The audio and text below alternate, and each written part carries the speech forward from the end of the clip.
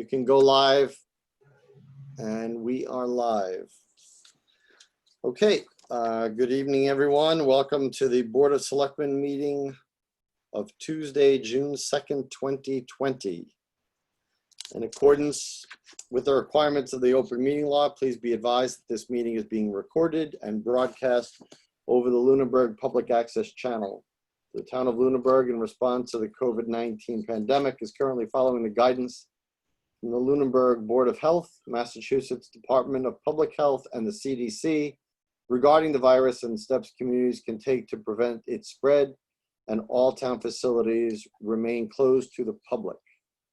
In accordance with the governor's order suspending certain provisions of the open meeting law, general law, chapter 30A, section 20, all public meetings are being conducted remotely.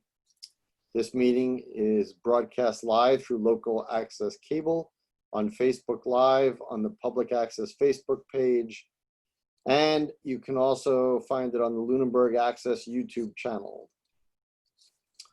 For those wishing to join this, you can join via Zoom if you have a computer, laptop, or smartphone. The webinar ID for this meeting is 909-174-0347. If you do not have any of the other devices, you may join by phone. The number is 888-475-4499. And again, the webinar ID is 909-174-0347. As this is a remote meeting, we will call the roll here. So as I call you, please just identify that you are present and you can hear me and we can hear you. So, Mr. McQuaid. I'm here. Ms. Adams. Present. Mr. Jeffries. Here. And Town Manager, Ms. Lemieux. Here. Okay. So, good evening, everyone. We have already called the meeting to order. I would ask if there's any public comment this evening from the board. For those who don't know this, again, use the raise your hand feature of Zoom so I can see it, and I will call on people accordingly and unmute you at that time. The Board of Selectmen members, I'll leave you remain unmute unless there's some audio problem or you have to mute yourself because of background noise. Ms. Adams. Sure. One comment is I just wanted to thank whoever's involved in the Turkey Hill Gardeners. When I've gone through the center of town the last few days, the center of town looks very pretty right now. And so whoever's working on that, thank you, it looks good. And then I just have a couple of comments that are more like questions.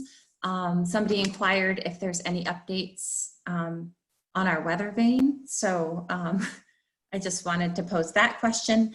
And then also there was a question today online. Somebody was worried about getting an excise tax refund and was having trouble getting through with the assessor's office. And so I don't know if later Heather can address that, updates on when people will be able to get communicating with Town Hall again. That's all. Okay. Madam Town Manager, do you want to address those while they're fresh, or would you like to wait till later on in the meeting? I can address those now. The weather vane will require a structural analysis for that to go back on to the town hall. So that has not been scheduled to be done. The excise tax abatements, the assessing assistant has been in the office and so therefore anyone wishing to communicate can call the office regarding that. The assessors had a meeting on Friday regarding abatement applications. So those will be forthcoming soon with letter.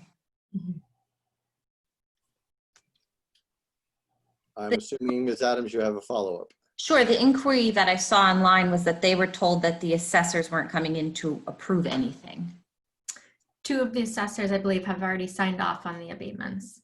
Okay, thank you. You're welcome. Mr. Jeffries. Yeah, I have a public comment tonight. You know, I've been in reflection over the past couple of weeks. about what it is that we're all doing, about what it is that I'm doing. And, I prepared some remarks tonight because I'm frustrated. I'm angry. I'm trying to be hopeful, but right now I join the chorus that is fed up. Although we say that America is the land of opportunity and that with hard work, you can be whatever you want to be, the reality is that too often, economic opportunity is the privilege of being white. At least 90% of Black people do not support the president of our country because all of us with brown skin are trying to figure out what year we're trying to get back to when America was great. Was it in the 1800s when slavery was legal and when Jim Crow ruled supreme? Was it before 1955 when separate but equal was the law of the land? Was it in 1968 at the height of the civil rights movement? Was it in the 1970s and 1980s when crime rates were through the roof, when opioids were ravaging Black communities, and when the government responded by accelerating the mass incarceration of Black people and militarizing police? We all want America to be great. But when you add the word again, you very specifically change your audience, and it stops being about all of us working together for a common good, and it starts being about some of you. This is the backdrop we all live under. For Black ears, Make America Great Again is racist. And it's not something anyone with brown skin would ever say. We can all say that we can say all lives matter because they do.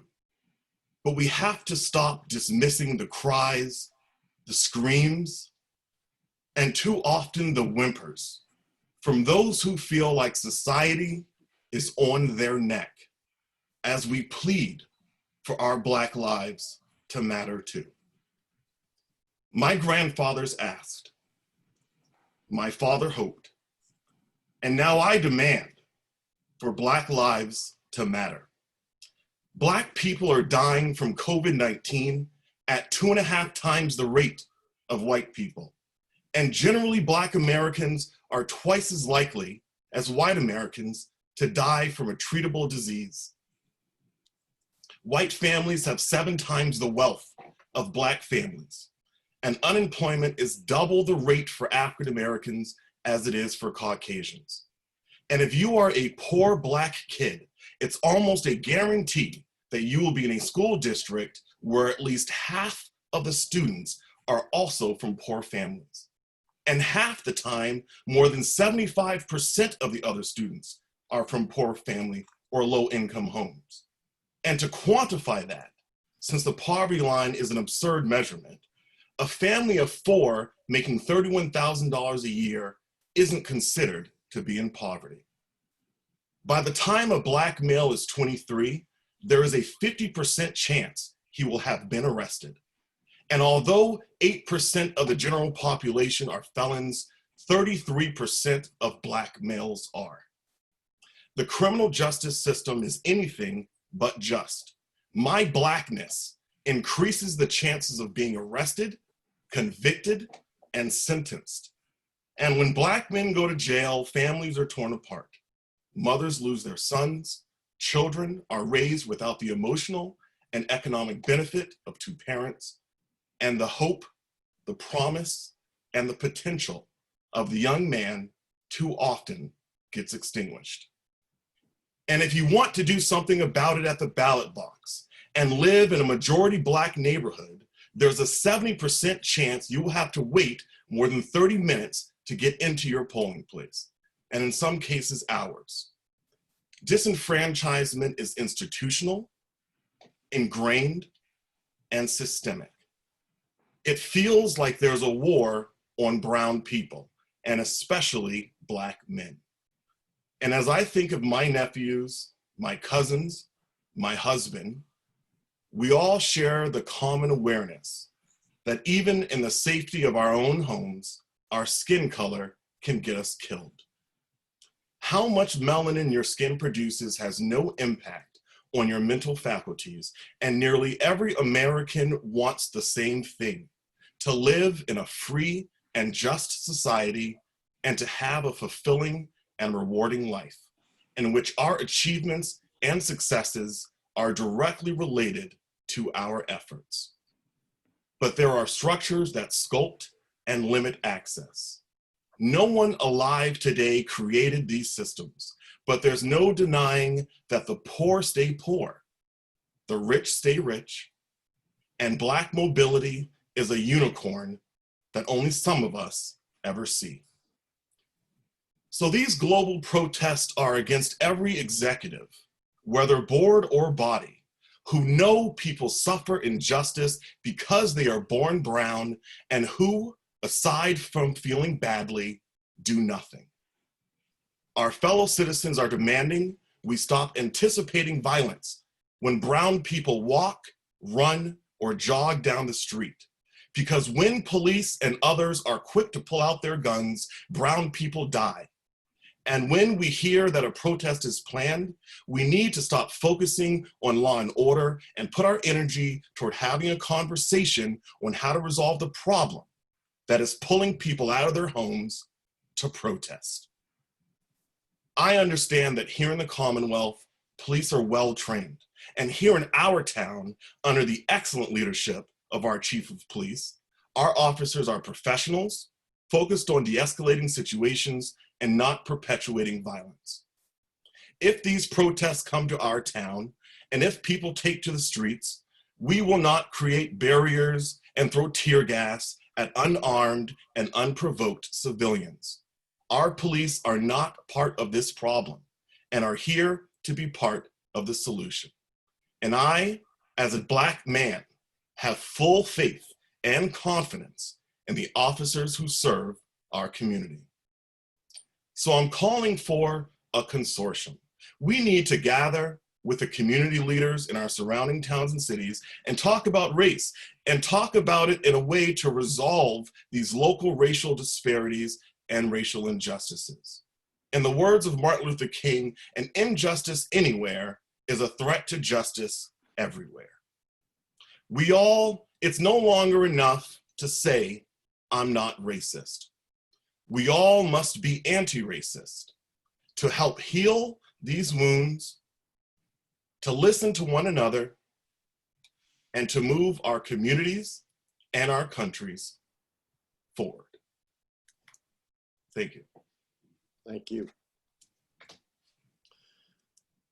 Mr. McQuaid. Tough to follow up after Michael, but just hoping to hear your thoughts on this, Michael. I knew you'd have something to say, and I'm glad for everything you said and spoke very eloquently. And I hope we can accomplish the things you set forth. But what I did want to say was, having gone to the polls today and witnessing the professionalism and the way they set up our polling place and the work the town clerk did, I just want to say thank you and congratulate them on, I think, running a good show today and making it accessible and safe for everyone to get out and vote. Thank you. I'll get to you, Chief. Well, actually, I'll come to you first, Chief. Go ahead.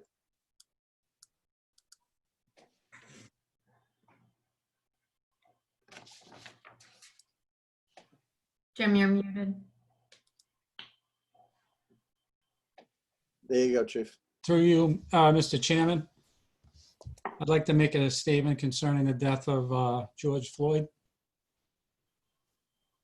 Let it be known that the Lunenburg Police Department vigorously denounces the reprehensible act or failure to act that led to the death of George Floyd on May 25th at the hands of 4 Minneapolis police officers. In no way whatsoever does our police training subscribe to that type of force perpetrated on Mr. Floyd. De-escalation methodology can be found in our use of force policy and is studied by all officers in more than one training evolution, in particular, defensive tactics, firearms, youth interactions, and elderly issues. The hazards associated with positional asphyxia has been a topic of in-service training for several years. The Lunenburg Police Department is a contributing agency to the FBI National Use of Force Data Collection Database. We are a contributing member to SIMS, Critical Incident Management Systems, a database of at-risk individuals suffering from substance abuse disorders, along with its crisis intervention team that diverts these individuals away from the criminal justice system and helps to promote safer interactions with people with mental illnesses.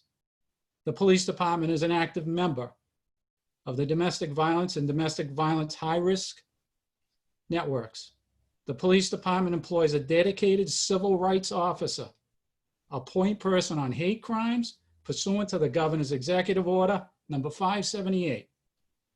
The officers are true to their mission. A more advanced style of policing that emphasizes personal service, community problem resolution, and accentuates the uncompromising integrity, trust, respect, and accountability of the police officers who are committed to providing a safe and secure environment for every citizen and carry out that mission consistent with their core values. Courage, integrity, and commitment, placing the safety and the security of others before our own with honor. Possessing an uncompromising sense of rectitude and undying respect and concern for humanity while safeguarding the dignity of all people, always accepting responsibility for their actions and always consistent, always fair and impartial, always treating citizens with dignity and respect. Let it also be known that the Lunenburg Police Department stand with support and are willing to march with the peaceful protesters who revile Officer Derek Chauvin for his callous behavior.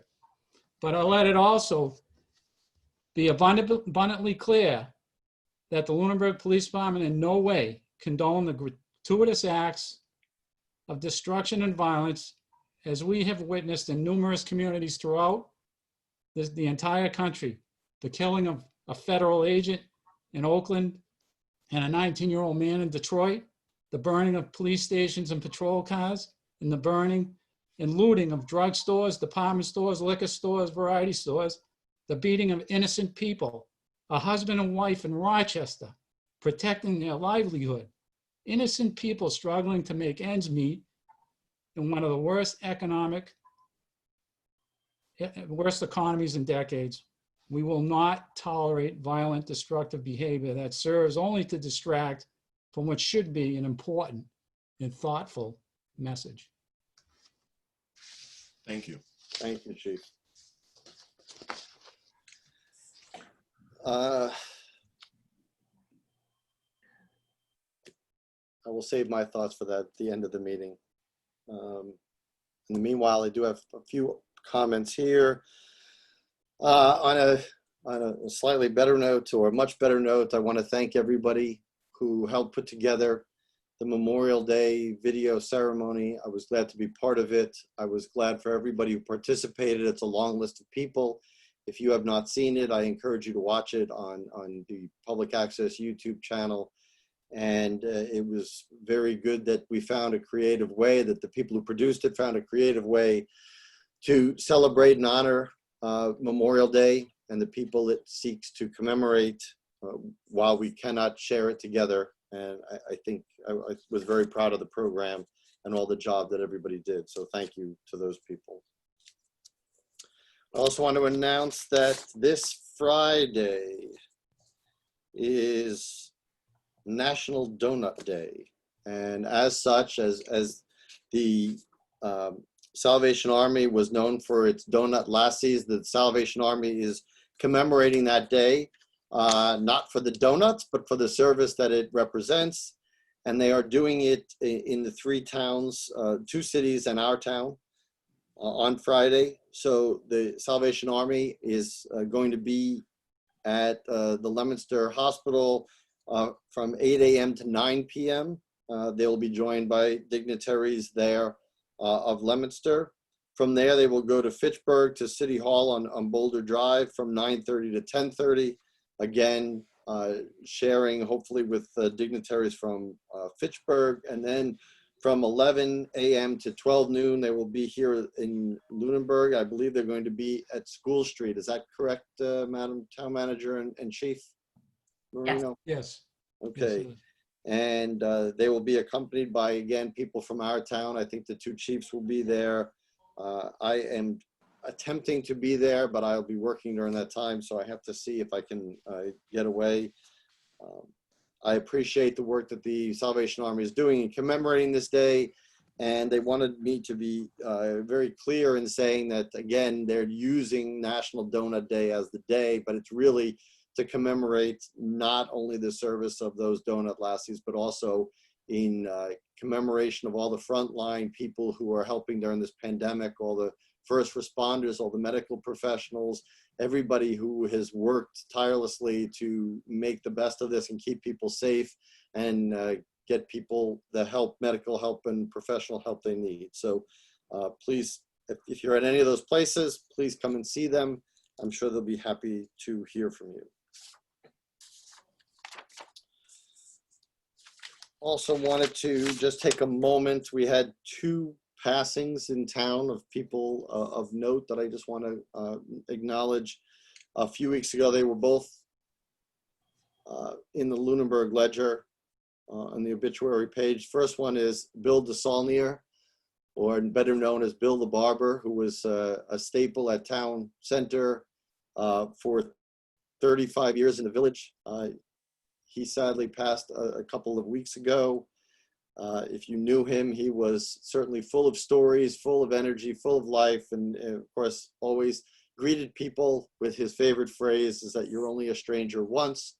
And that was his trademark line. May he rest in peace, and best to his family and friends from town. I know he'll be missed. Also, this past week, week and a half, was Dr. Tom Mulholland.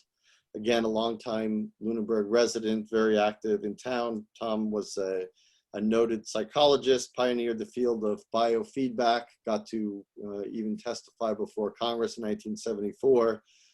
On that subject, a very avid fan and of the library, can be seen there almost every Saturday for every event. And he and his wife, Beverly, who he is survived by, were very active members of our community. I believe she still is. So again, condolences to his wife, his children, and his family and friends on Tom's passing. Any public comment from the public today?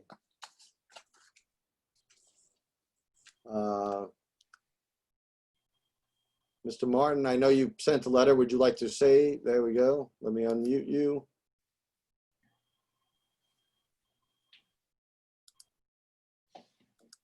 Go ahead, George. Go. Can you hear me now? We can. Okay, thank you. First of all, I want to say thank you to Mr. Jeffries and Chief Marino. I thought I got a lot of encouragement after hearing from both of you folks, and totally support everybody that's involved with us. So anyhow, so the reason I'm really here tonight, earlier today, I apologize for my email that went out late, but I had emailed Mr. Alonzo, the DPW director, and the town manager about problems I'm seeing with our trash service. There's basically, I'm on Burridge Street down towards the end. And for the past 3 weeks, like every Thursday, and I know it was like Friday the week before because of the holiday, but the trucks coming down here at every driveway, it's leaving goop in the street. 3 weeks ago, it was broken glass, and we're walking our dogs around our street and around Hemlock Drive. You know, we're walking that with our dogs, and at every neighbor's house, there's broken glass where the truck stopped to pick up the trash bags and throw them into the truck. So I didn't make that big of a deal about it. It's like, you know what, things happen. It was like a one-timer. But then last week, they came through, and I don't know what was coming out of that truck, but it was like a gooey, white, pasty solution. I couldn't tell if it was paint or if it was grease, and there was also some kind of concerning red fluid that was left everywhere. And again, at every stop between my house and going through the neighborhood, they left puddles everywhere. This past Thursday, they came through the neighborhood and they left this like clear fluid. I don't know if it was just water or what, but you could follow it all the way around the neighborhood where they tracked it. You know, I more or less go out and I hose it down in front of my house every Thursday because it's disgusting. But you know, beyond what they're doing to the road itself, you know, and we just had this road paved a year ago, and it looks very nice. You know, so it's it's not very pretty to see what's going on. But my other concern is there's many people walking their dogs around this loop all day long, and almost to the point where it gets dark. You got little kids on bikes who live in the neighborhood. They're tracking through all this stuff. So I just figured, you know, as of last week when I saw it for the third time, I'm kind of like, all right, enough is enough. I've got to at least bring this to somebody's attention, whoever manages this vendor. And so that's my biggest concern is to reach out and maybe ask for some help in working with the vendor. You know, I can tell you the driver on this truck is a very nice person. You know, he's always got kind words to say and he smiles, but I'm not technical as what's in these trucks, but I would think there's got to be a gasket failure or something where all the stuff is leaking all the time. You know, first, you know, I thought, well, maybe 2 weeks ago that was paint. You know, I mean, the driver can't control what people are throwing into this vehicle when it's picking up stuff. But I know myself, before I throw out paint, I buy this special kitty litter and I put it in the cans that to the point where it's hard. You know, so I'm trying to be as conscientious as I can whenever I put something into a yellow bag. But regardless, I don't think anything should be dripping out of the truck when it gets thrown into the back of it where they compact it and everything, like every third house or, you know, whatever along the way. Okay. So that was about it. I'm just kind of like raising the concern to see if maybe they can make some kind of a mechanical adjustment to the truck. Like I say, in the beginning, I thought it was a one-off. Yeah, no big deal. But, you know, where it's been 3 weeks in a row, that's when I started thinking I should reach out to you folks. Okay. Madam Town Manager, I know you answered an email. Would you like to share that just so we have a response for people watching? Yes, so as soon as I received Mr. Martin's email, I forwarded it to our representative, Jerry Galena at Casella, to ask how this was going to be rectified. So I'm waiting to hear back from him. Okay. So we'll get back to you. The town manager will get back to you as soon as we hear back from Casella. Thank you for bringing it to our attention. Great. Thank you. I appreciate everybody's time. Thanks. Thank you. George. Any other public comment from the public? Seeing none. Announcements, I think I already did them in my public comments.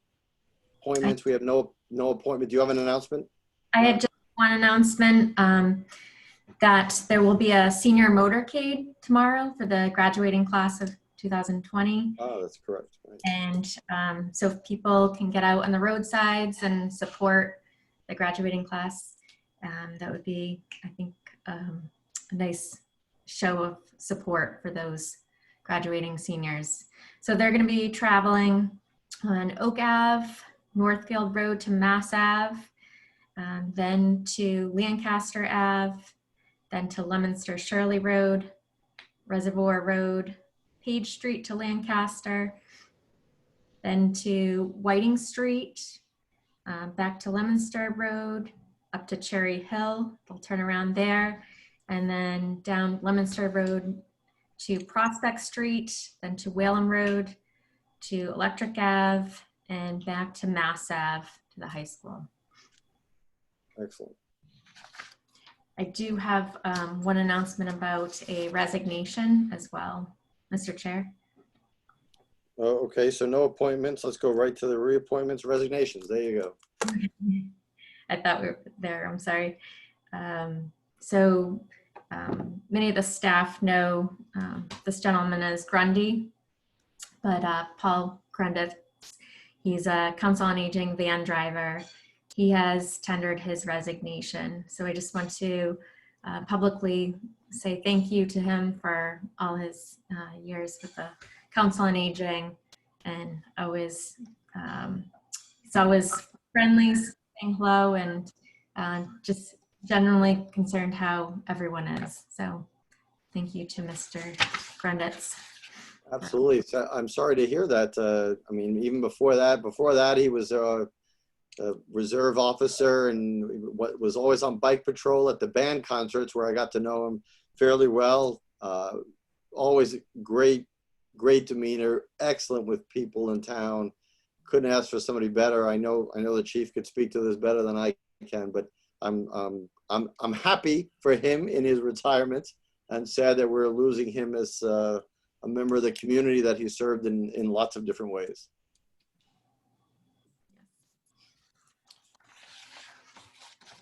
You want me to make a Okay. comment? Sure, go ahead. No, I can tell you a funny story.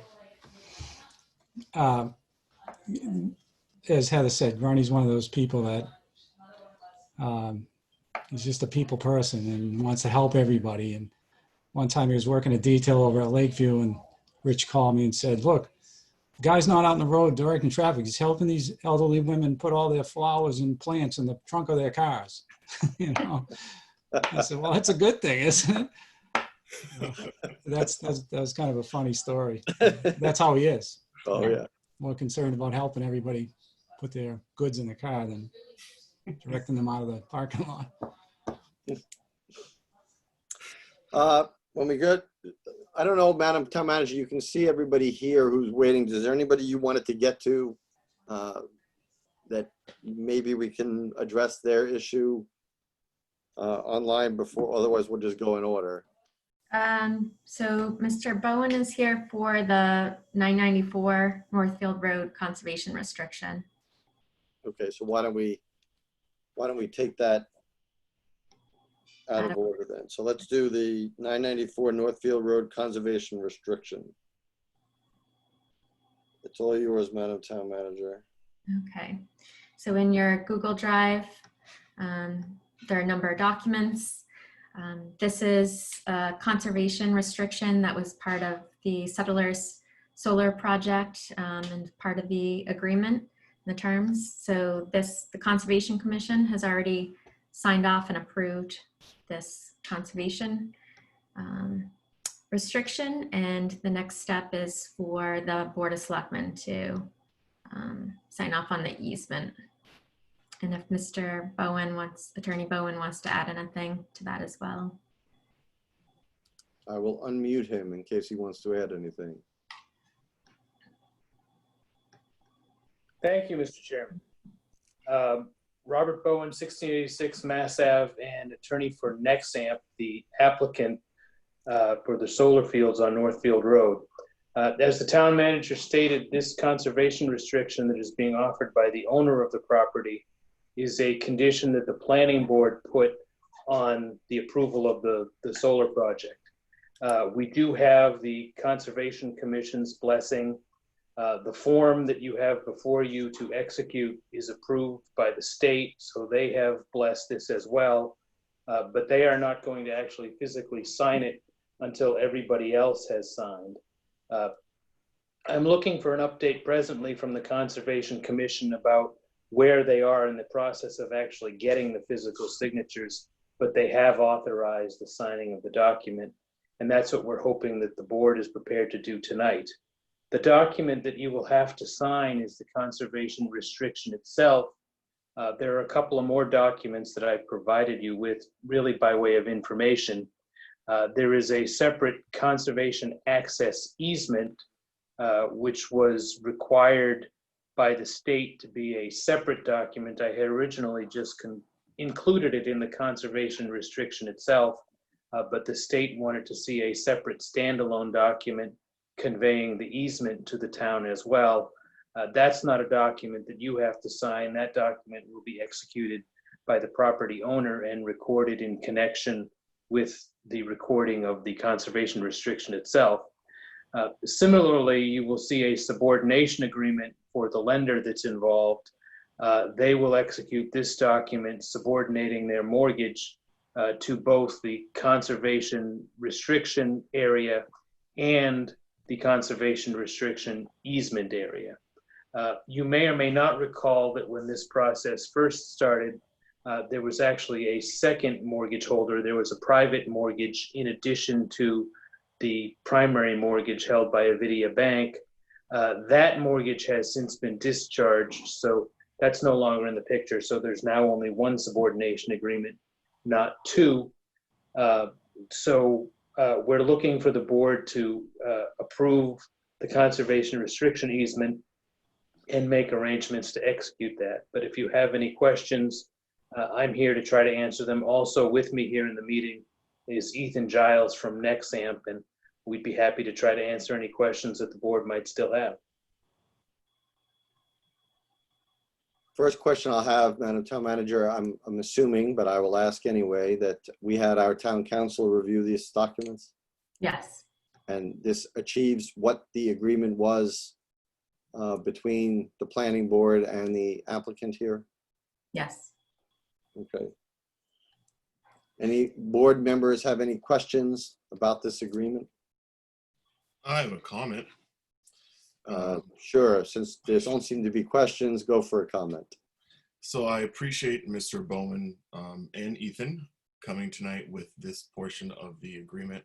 I know that this was one of the areas that the planning board really focused on in these discussions and negotiations. So I just want to thank Nexamp for the timeliness of this, and Attorney Bowen as well.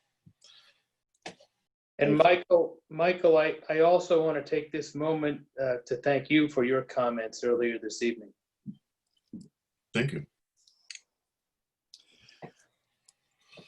Okay, well, if everybody is okay with the document, we are talking about the just the conservation restriction, correct? That's what we're approving?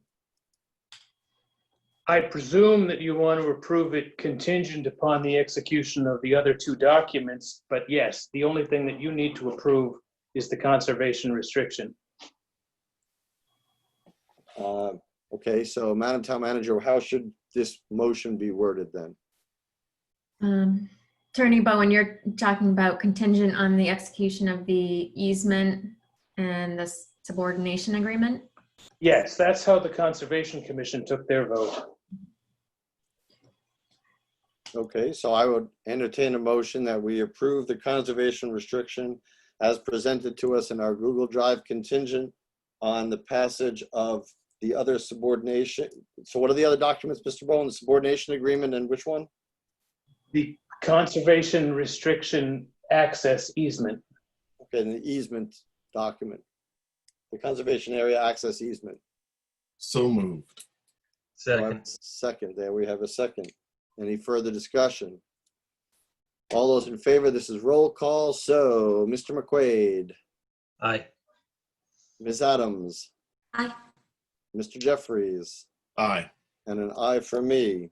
You have your conservation restriction and contingencies, Mr. Bowen. Thank you. And through you, Mr. Chairman, to the town manager, should I follow up with you about how this is going to actually get executed? Yes, so this document, I would advise that the board sign this as wet signatures. So if you're able to set up a time to come in to sign this in front of Elaine, because she's a notary, And I spoke with the conservation administrator as well, and that is the plan for the conservation as well, for them to make arrangements to come in and sign it in person as well. Do we email her? Yeah, if Yes. Elaine can email us when she's ready, so we know what times we can focus on. It worked fine last time. Certainly. Thank you. Thank you all. Mr. Bowen and Mr. Giles. Or Thank you. Giles, I don't know, is it Giles or Giles, sorry. I believe it was Ethan Giles. Okay. Okay, next, now let's go back to, I think there's no one else here. Okay, so for any other business. So discussion on the plan for safety precautions for the annual town meeting. We all should have received a document that was prepared by all the people involved with town meeting. Our health agent, police chief, fire chief, emergency management director, town manager, town moderator, town clerk, and public access, and our IT director, who's not listed here, but I'm sure he had an input on this as well. I think if Madam Town Manager, if you want to present it as an executive overview, and then we can go section by section to see if anybody has questions. Thank you for joining us with video, Chief Sullivan. I will. You want me to go ahead? Sure. So we, after the last Board of Selectmen's meeting, we met the Wednesday right after that meeting, all the aforementioned parties at the middle school, high school, as well as the superintendent was there as well. And we reviewed the entry plan, how the best planning practices for entering, exiting, entering the auditorium, the overview for face masks, the procedure for that, check-in procedure, as well making sure all these kept in mind social distancing practices and protocols, the use of microphones, and the seating as well as voting during the process as well. So do you want to go one by one on sections? Yeah, go by sections and we'll just ask everybody. And I've unmuted, so with us, I've unmuted Chief Marino, Chief Sullivan, and the town moderator, Tim Murphy. They're all unmuted, so, and if anybody who is in the audience from the public, if you raise your hand at any of these, we can address your questions. So the first one is attendance. There were 4 bullets under attendance. If there are people, do we need to say these out loud? I mean, I don't mind reading them if they're helpful, but I don't want to waste time reading things either if I don't need to, so. Maybe we can just halt where people have questions as we move through it. Basically, the premise under attendance, if you're sick, stay home. That's the main theme. As well as at town meeting, will be no congregating before or after town meeting, hugging, handshaking, all those general safety protocols that we're all familiar with now, as well as wearing of face coverings during and exiting the meeting, and with the understanding that medical conditions are exempt from face coverings. And of course, there'll be sections for people who are not wearing face masks and those who will, so. Yes.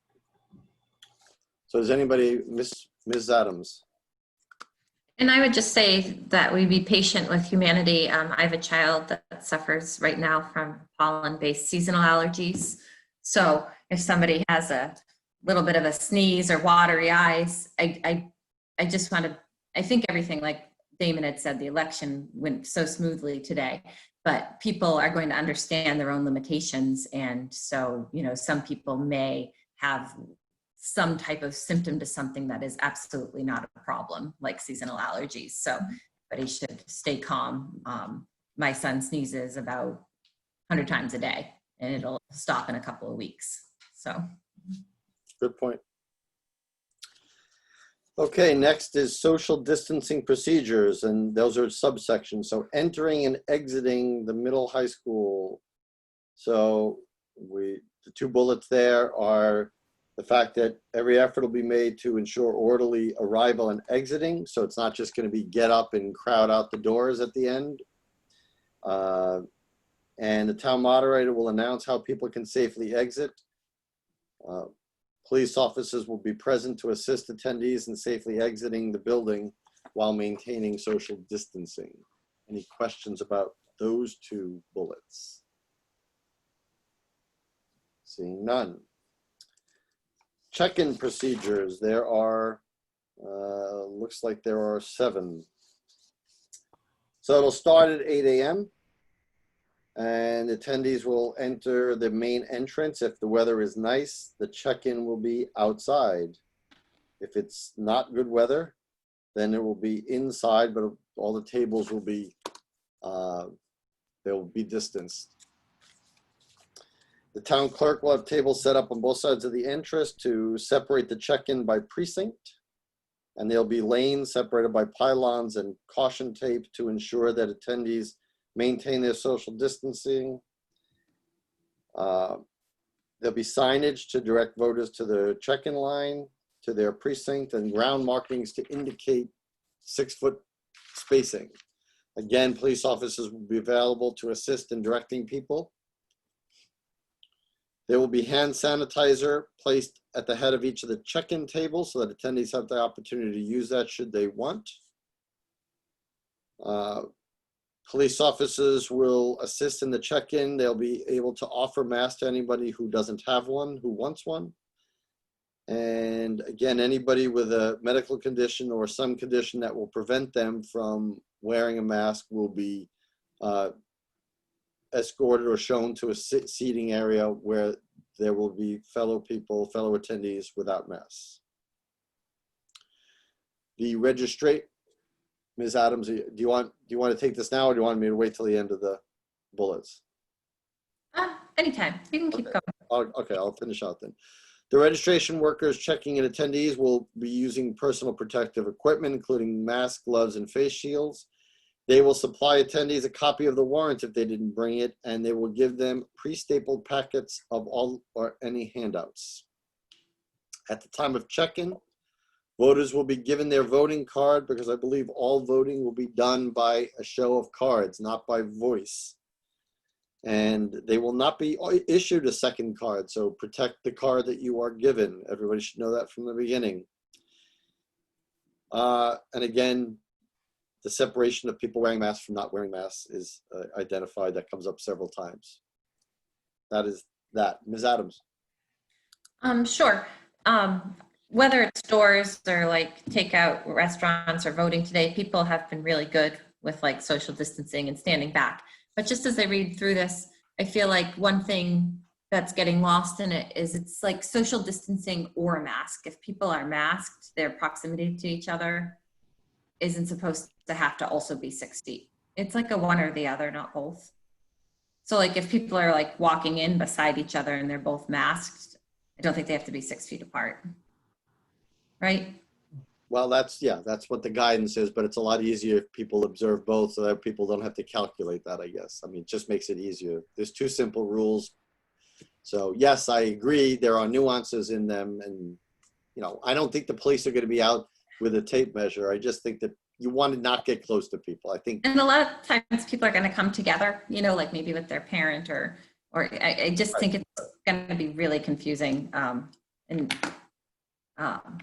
Yeah. I hope everything's just kind of laid back about it because everybody finds their own way to manage all this. And I don't want it to be too strict and No, I think we want to respect people's, I mean, some people will be more strict than others. And I think you go by what the person, you know, who has the strictest rules wants for them. If 2 people want to talk closely, I don't think anybody's going to intervene telling them, don't do that. I think that it's just an accepted kind of practice. Chief Marino. Yeah, I just want to emphasize that our presence there, I'd like to think is going to be a non-punitive presence. We're just there to help, just to guide people. They identify with us when we're in uniform. So that's our purpose for being there. So as far as, worrying about being punished for doing something, no, that's not what we're about. I hope you all know that by now. We're just going to assist people. We're going to try to assist people to their seats because it's going to get confusing because the seats have to be so many seats apart.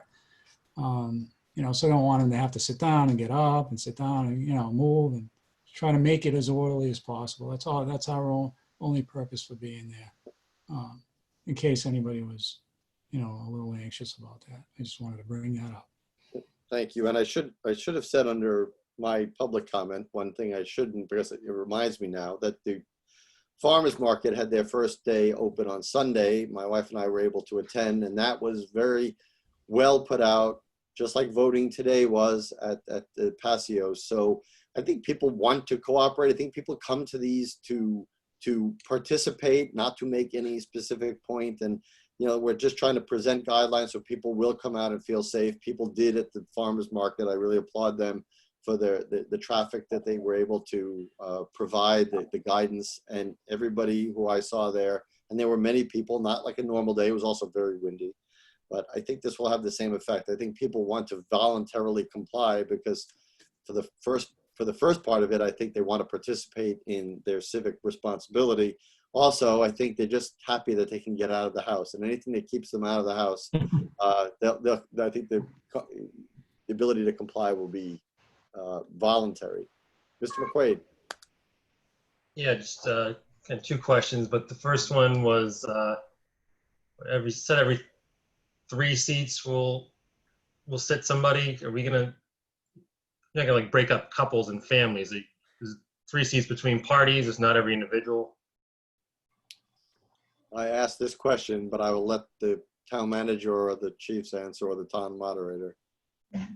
We discussed that. The problem comes where, so marking out the seats, we know how many seats we can accommodate, how many people we can accommodate.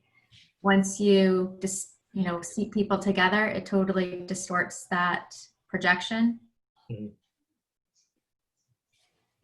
And so it'd be harder to figure out seating for. So I think the answer was that, yes, they do not expect people to sit together. They want people, even if they're in the same family, to sit that distance apart, only because otherwise people are starting to you're going to ask people to start calculating where they can be, and you don't know how many people you can fit in, and it becomes harder for them to mark the seats. Mm-hmm. Okay. And the other one was, they're kind of going to be ushering people to seats, but say someone needs a snack or wants to take a break from the mask, are they going to be able to get up and walk over to no mask land and then walk back afterwards? Or there's going to be some direction to what's allowed mid-meeting? Anybody, Madam Town Manager or Mr. Moderator, anybody want to answer? I didn't see that anywhere in the.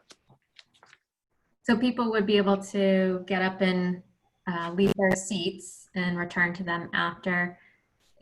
If you saw the seating, the map with the seating areas,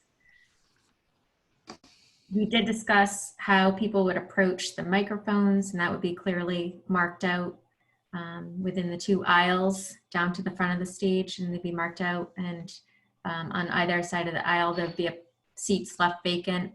So there'd be enough distance between people. We didn't see that as just a typical, even I think Jim Greffy, with the Board of Health agent, was at that meeting. He said he didn't see that being a real issue of someone just getting up and passing by momentarily. So yeah, Yeah, nobody's. the town moderator, someone could give some guidance for what people are expected to do during the meeting. I can talk about that during my opening remarks. Yeah, to be exposed to this requires close contact for several minutes. So I don't see a problem with people getting up and walking out to, grab a sip of water or a snack or whatever. So that I can talk about that during my opening remarks. Okay. Can I say something, Mr. Chairman? Yes. One of the things we're going to do is we had bought some caution tape. We're going to cut 6-foot strips of caution tape to lay over the seats that, we're going to expect people not to sit in. And the reason we're going to do that is if we have to use the caution tape as a 6-foot reference, we'll have it at our disposal to do that.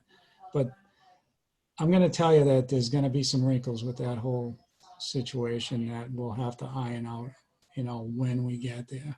And I think I alluded to that a couple of weeks ago. It's always a fluid situation when you have, if we have several people there. And figuring out the seating will probably be a little challenge, but we'll get it done. And Katey, one of the things you mentioned was that the 6-foot rule doesn't require the mask, but I would tell you that the only reason we're asking people to wear masks is if they do get up from their seats or whatever, they may get pretty close to somebody because they have to squeak by them. And, that's what we'd like them to, or appreciate that they would wear a mask at that point. So I think it's gonna go okay, but, not without wrinkles. I mean, that's what always happens. We're gonna, we've got some contingencies in place, so. We should also probably ask people who expect to speak to get closer to the aisle so they don't have to, every time they want to speak, go across the whole way.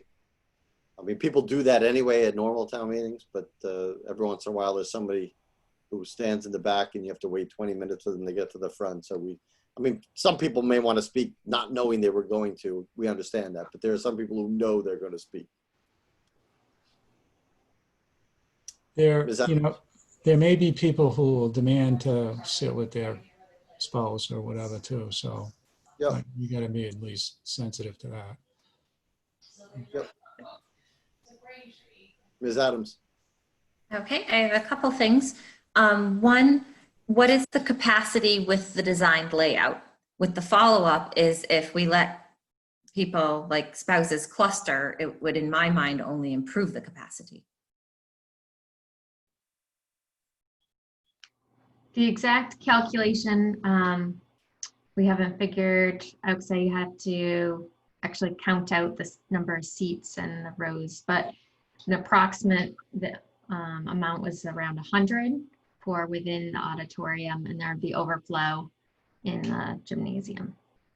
Okay, because I think this could get really uncomfortable if, say, we had 180 and people want to be in there and participating, especially if people are masked. I think I might want everyone to consider a little bit of a revision to something in the sense that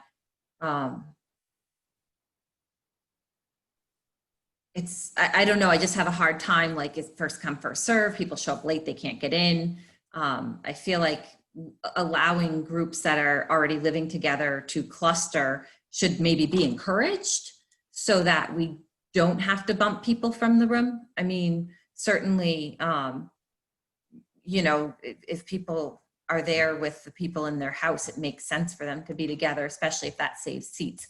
That's just one thought. And then another thing, I think at the beginning, it would be nice, and I'm sure that you will, Mr. Murphy and whatnot, lay out guidelines. And one thing I'd like to say is that if people are sitting separated and in their distance, hopefully we can allow people to demask. I know it's just based on shopping. If I shop, say maybe I was in Target for like an hour, I start to feel very anxious and like strange in a mask over a long period of time. Those of us who might be talking, I think as long as we're away from each other, there should be, the ability to be unmasked if we're socially distant for a long period of time. I find it very difficult to wear one. So I'm not sure how people feel about that. And then the other thought that came to my mind in terms of announcements at the beginning is to make it very clear that if there was any type of emergency, fire, whatever, that people just abandon all this and don't try to follow an arrow or stay away from each other and just, you know, there's so many strange rules going on these days that you start to like, how do I get out of the grocery store? That door's blocked. You know, there's some standard things that we, you know, need to remember. God forbid, you know, the fire alarm goes off. People should just get out and, you know, run past each other. So, you know, I feel like we've so hyper focused on coronavirus. We are creating constraints within spaces that normally would be discouraged. And it just sort of confuses my mind. Hopefully we just can put some sort of list of announcements. One being, if there was ever a problem, abandon the arrows and everything and exit. However, does that make sense? We'll find out from Mr. Murphy right now. Okay. Well, it all makes sense. We're going to have enough police officers there. The fire chief is going to be there, so I'm sure there'll be an orderly exit if we ever had a problem, and God forbid we would. And I wanted to assure you, I am not going to be standing up there and walking up the aisle and telling people that they're sitting too close to each other or anything like that. You know, we really want to have people come and attend the meeting. We want them to feel comfortable attending the meeting, want them to feel safe coming to the meeting. So, you know, if somebody's going to sit next to their wife, then I'm certainly not going to go and start telling them that they have to move apart. Be nice if we kept people as far apart as they feel comfortable being apart from each other. And I'm counting on the police department to do a good job as far as separating people and keeping them separate. And if somebody needs to sit someplace different because of that, I know the chief is going to be sensitive to all those issues. So I really think it's going to be, I understand the chief's concern that there's always some glitch and there'll always be somebody, but I think we can work with people. We'll be reasonable. I certainly don't see us getting over the top crazy about any of it. I do want to say that I think that, you know, again, this is going to work best if what we do makes logical sense and people voluntarily comply, because we don't want to be at all, we don't even forget about heavy-handed. We don't even want to be medium-handed. We really want people to make sense. And I think the one objection people will have is not being able to sit with their spouse or something. So I would ask that the one thing I think I would revise in this is that we make another seating arrangement that tells people to count seats away from people, and we just block off entire rows. But if 2 people or 3 people want to sit next to each other, we're going to have more problems with people wanting to do that than not. And that would be the thing I would probably ask to be changed. Okay. I see we have Mr. Beardmore has his hand up, and I will encourage participation here. So Mr. Beardmore, take it away. Good evening. So I have a couple of questions and suggestions.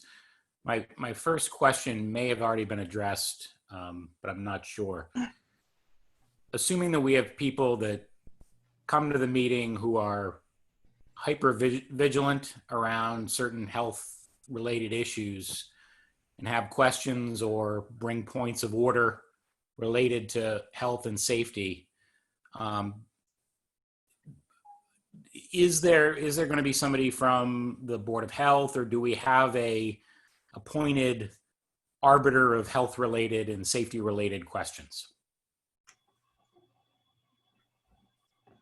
Anybody from the management team want to address that? Was that discussed? The fire chief, do you want to? I mean, I can always certainly answer questions. I'm not the Board of Health on that, but, you know, I can answer questions to the best of my ability.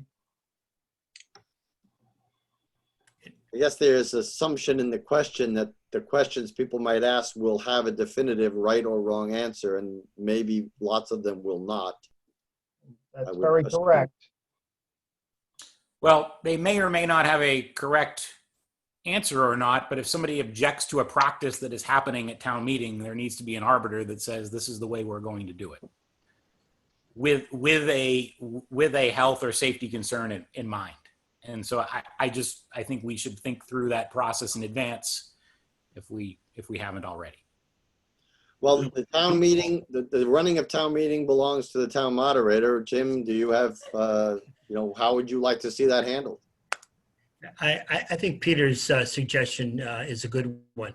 It would be nice to have somebody who has the show of authority as far as the practices. So I don't know if Mr. Gareffi is available. It'd be nice if he's got anybody else that he could designate to be there. It would be great.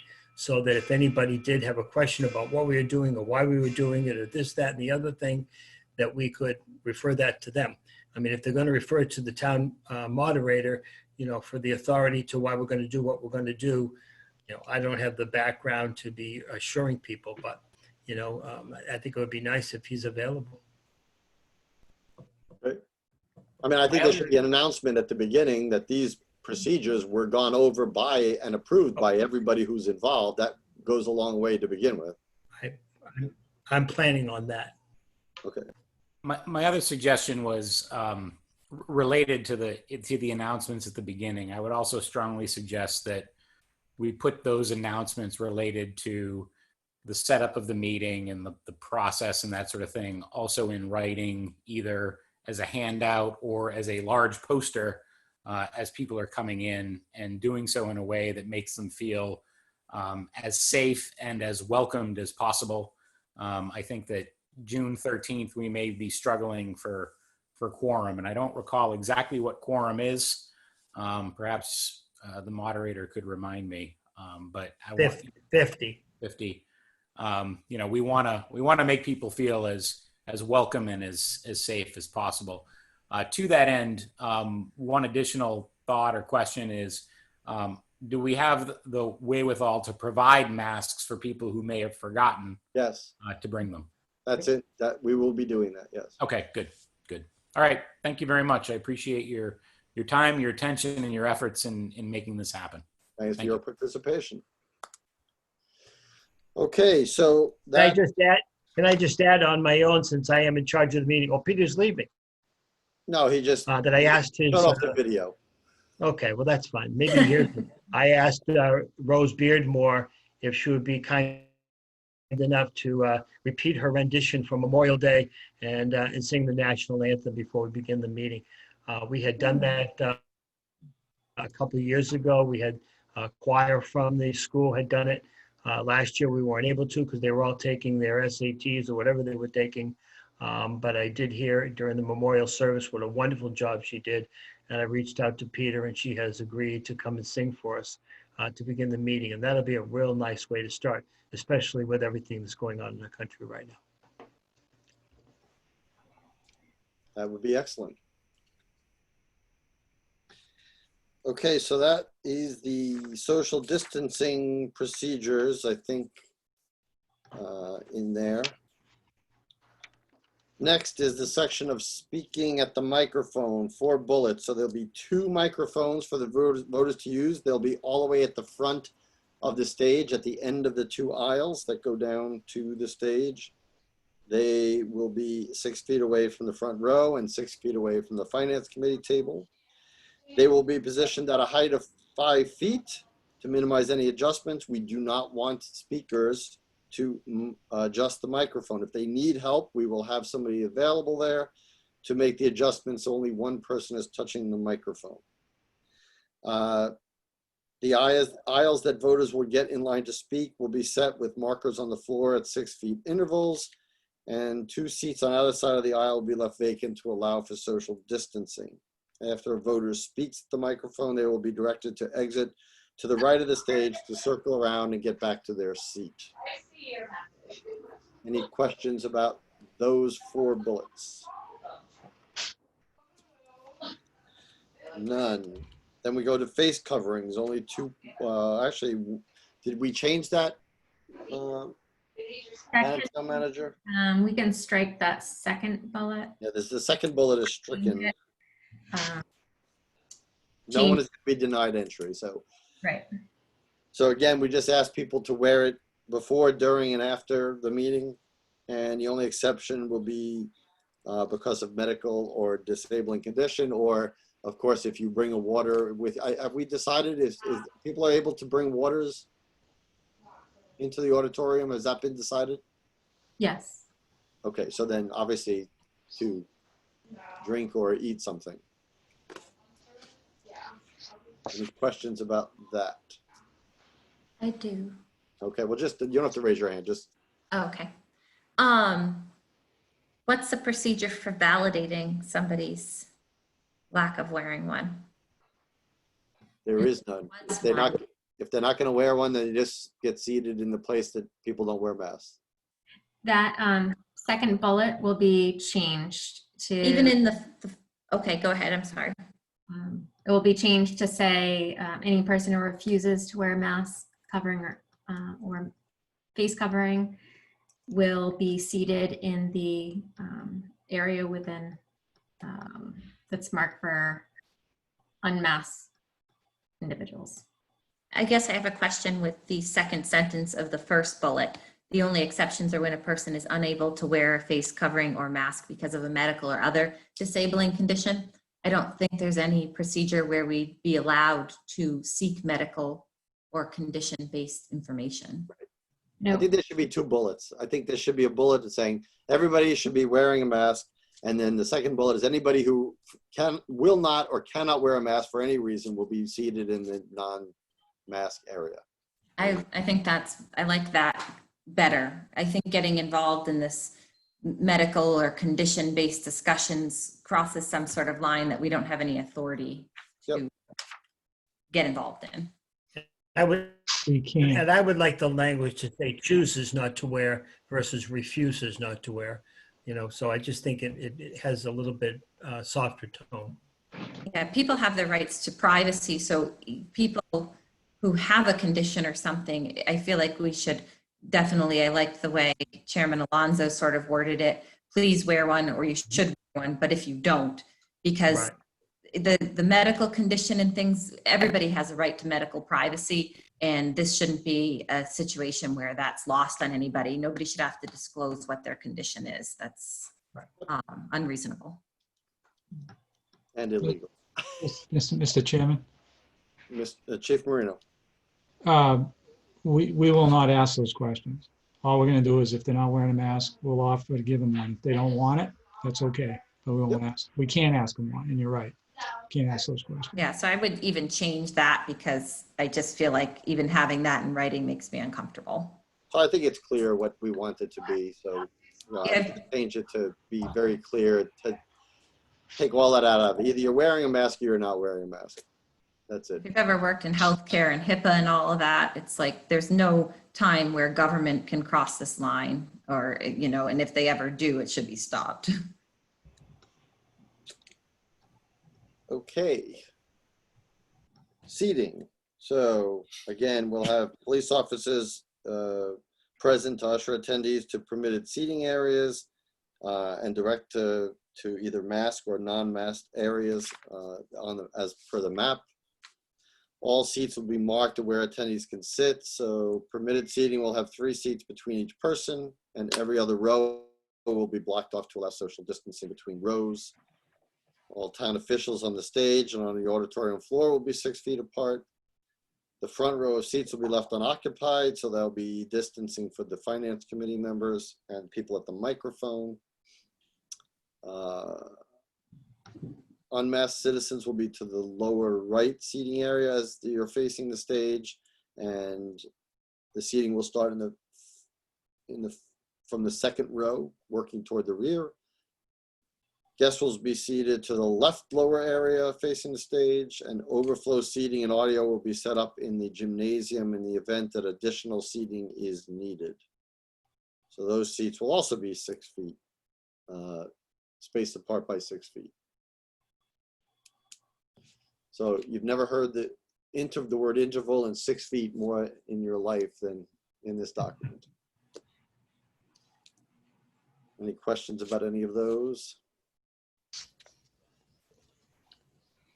Now it does imply, although it does not say, that people will be shown to where they want to sit, or are we going to allow people to just sit where they want? The whole idea of ushering leads you to believe that you're going to be shown where you're sitting, but I don't believe that was the intent.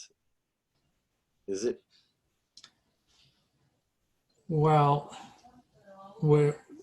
my feeling is that if we don't assist people to the seating areas and, just allow them to go in, that they might just sit wherever they want. We don't want to have to move people because, they're not sitting where they're supposed to be. And it's not like we're roping off the chairs or taking them out. We're just draping a piece of caution tape over them so they can easily remove that if they wanted to and just sit down. And I'm not saying that could happen. I'm just thinking it'd be like a theater, a dinner theater where, you're just shown where to sit. That's my feeling anyway. It might go more orderly that way than just allowing them in. I don't want, I say that at the caution of overthinking the whole thing, but I did want to bring it up, so. Well, the other thing is, mingling could be a problem. Obviously we want to make sure everybody's safe. And I think mingling in the aisles or wherever, all that does is I think, increase any hazard. Sure. I just don't know that some people like to sit in certain parts of the auditorium for whatever reason they have. They like this area and only this area. So I'm just, again, anything we can think about out loud and iron out the kinks to the procedure now would be helpful. They're going to be ones that we didn't think of that somebody's going to bring up, I'm sure. So it's not a change. It's just something to be aware of. I'm assuming it would be a little bit like going to the wedding, where you want to sit on the groom's side or the bride's side. And then as you start to walk them in, and people say, no, I don't want to sit up that close, or I don't want, so I think as long as people are just very, very flexible about where everybody's going to sit. People are going to sit with their family members that they live with, no doubt. It's never more than husband and wife. You hardly ever see, a family of 5, except if there's a particular issue that in their neighborhood. Usually it's just husbands and wives. So if we can just direct people more than usher them to a particular seat, I think that would work better. And just, again, if we're very flexible about it, then people will feel, respected. Yep. Okay. Okay, pre, during, and post protocols, 6-7 bullets here. So the auditorium has maintained a regular cleaning schedule even through closure. So the auditorium will be cleaned prior to town meeting and will include a focus on high touch surfaces like bathrooms, microphones, doorknobs. The restrooms will be cleaned every 30 minutes throughout the town meeting and will focus again on high touch areas. Attendees will not be allowed to congregate before, during, or after the town meeting. There will not be any food or drink for sale, and no food or drink other than water is allowed in the auditorium. Hand sanitizer stations will be set up in advance of the check-in area and at tables as voters enter into the auditorium. The no hugging or handshaking rule applies, and presentations, this one will please everyone, presentations during town meeting will be kept as short as possible. Aren't they always?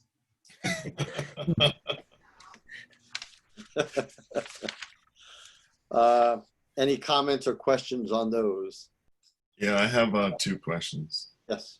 So first is, and I don't know if we have to answer this one tonight, but it's about air. Have we confirmed that the air is not being recycled in the room? I can check with the superintendent. Okay. I think the ideal situation would be to have either some kind of form of positive air pressure or air continually, coming in from the handlers on the roof into the room. So that way we have good airflow. And then the other question is about food. I see that we have a policy of no food there, but I think these, the last several town meetings have crossed 3 meal periods, just about, I think. So I think it's going to be really hard to ask people to be there for that long without food. So I think there should probably be some exceptions to this, given as Selectman Adams mentioned earlier about their people having health conditions that they can't, or they don't need to explain. Some people need to eat every couple of hours, or for different reasons. Mr. Town Moderator. So on the issue of food, while we did have a school cafeteria, the school committee had agreed and voted that we could have food. They just wanted to control what the food was, so that, you know, no peanut butter and jelly sandwiches, so there'd be jelly all over the seats type of an idea. And the cafeteria workers themselves were going to make a brown bag lunch kind of a thing. And so we thought we could control it.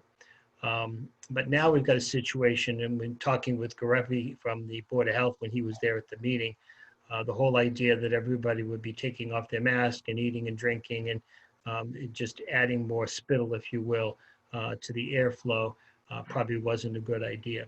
So I think even though this is a public meeting and there are lots of people listening, I'm sure, we're just going to low key it. Okay, we're not going to say to anybody, oh my God, I see that you're eating a Snickers bar, get that out of your mouth. Certainly not going to do anything like that. But we're not going to advertise that we want them to bring in food or that food will be available. It's probably going to be much like some of the meetings we've had, might have been last year or the year before, where we weren't supposed to have it in the auditorium and nobody said anything. And we hope people are being respectful for a building that they have paid for. So on that issue, you know, we're just kind of not say much and hope that there's not much of a problem. And then going forward, again, I would hope that the school committee, new members, but I hope that they will agree that we can have controlled food in the auditorium in a more normal year. I'm also hoping, Mr. Jeffries, that we aren't going to have a 10-hour meeting. I got a feeling that people are going to want to get up, get their business done, and get back out into the fresh air. On the issue of air, though, I did want to echo your concern about the air. And if you could follow up, Ms. Lemieux, the building's being closed and has been closed for a long period of time. So whatever they've got to do to open it up, you know, several days in advance to get the airflow going or whatever, to get the circulation going so that we can do our best. No windows that we're going to be able to open, but if we can certainly get the airflow improving, that's supposedly a very big issue with the transmission of the virus. Agreed.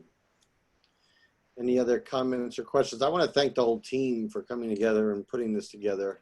And I think aside from those few suggestions, which I would recommend be made, that people made, I think it's an excellent plan. I think I'll get to you in a second, Mr. Passios. I think it provides excellent guidelines, not any surprises in here. When anybody reading this should probably be expecting everything in here. And I like the way you've thought about the traffic flows and the microphones and trying to keep people safe while still encouraging the ability to participate in town meeting itself. Chief Marino. You're muted, Chief. Oh, hold on. There you go. I think the key also is going to be to get out information to the public prior to the meeting. And of course, we'll assist with that with our whatever social media platforms, but get that information out, what the expectations are, and ask for, you know, cooperation, particularly with the timing, you know, because we want to make this meeting as short as possible. We don't want to be in that room for 8 hours. We want to make it short. And I think that's going to be key, is from now until the town meeting, we only got less than 2 weeks, is to get a lot of information out there and ask for complete cooperation and understanding, and, you know, given the situation. I appreciate it. Thank you. Mr. Passios. Yes, one comment and then one question. First an intro. Oh, Dave Passios, 56 Whiting Street. There you go. Been a while since I spoke at a meeting other than when I was a member of the board. With the air handling system, my understanding is that that's a pretty sophisticated system over there, and they can actually program the mix of outside air to inside air. So I'm sure Mr. Wander can accomplish the best he can with the software that's available in the system. But I would guess you could go with 100% outside air and vent the rest. But I'm sure he's well up on that system. The other question I have is, I know we have at least one member of the Finance Committee who is on the fence as to whether attending is going to be safe enough for that person. And what you've discussed this evening did not address how the Finance Committee and Board of Selectmen are going to be seated, spaced, and so on. And I'd like to have some information on that either this evening or sent to the members of our committee. Yeah, we did discuss it, so you might have missed it. So on the stage and at the Finance Committee table, they will be, all members will be 6 feet apart. And individual microphones, I Correct. would assume. Yes, yes. Okay, there was one discussion after the last town meeting, special town meeting I was at, that I believe most of the microphones are capable of being voice activated set. And I think that would be a lot easier than pushing the button on and off all the time, because we have a terrible time with that. If that could be looked into also. Yeah, if not, we'll just leave them on. I mean, Right. you have to get close to them anyway. So if you leave them on, it's not like they're going to pick up other noise. And especially with us all 6 feet apart, we shouldn't be getting feedback from one microphone to the other. I think that's been a problem in the past. Yep. Thank you. Thank you. Any other comments about this before we close this subject? We should try to get this. Well, we do have some changes to make, and I guess I don't know that it needs town meeting, Board of Selectmen approval. I'd like to be able to see it all so we can comment by email, but we don't need a vote on it. I mean, if the team, the town moderator, the 2 police chiefs, and the town manager and the Board of Health all agree on with whatever modifications we made coming from this evening, the sooner we get it out to the public, as the chief said, I think the better, so people will be prepared. So I would hope that that will happen in short order. Mrs. Adams. And I would just say, I think Mr. Beardmore's idea of having like a signage or something would really help, because we've just dug through all of this, and how to actually get it to the people coming is a little bit abstract. And so if we just take like maybe the 4 or 5 most important bullet points that people will be, wondering about, and have it on like an easel or, a sign when they're walking up, they can stop and read it and understand it before they enter it, so to speak. I think we want to make sure people are encouraged very highly to arrive early. And maybe during that, Mr. Moderator, maybe you could have a recording of the rules playing from 8 o'clock till 9, so that it's on a loop, that it just, just like people know what to expect. So not only the signage, but maybe some of the most important things just be on an intermittent message, a 1 or 2 minute message every so often. On the screen? Well, it could be on the screen, but also audio. I mean, just to have it playing while people are getting seated. It's just a thought. Okay. And we get to hear you that much more often. Well, I wasn't planning on doing the reading. I've heard you do these profound readings at Memorial Day, etc. I thought you would narrate. I think the idea of having it up on the screen makes some sense, Tom. Yep. Sort of like when you go to the movie theater and it's just kind of a rolling screen that's talking about things. I think that's a good idea. The idea of getting early, by the way, also included, they could get there early, go out and grab a coffee and then come back. They didn't have to get there at 8 o'clock and then sit in their seat at 8:05 waiting for a 9 o'clock meeting.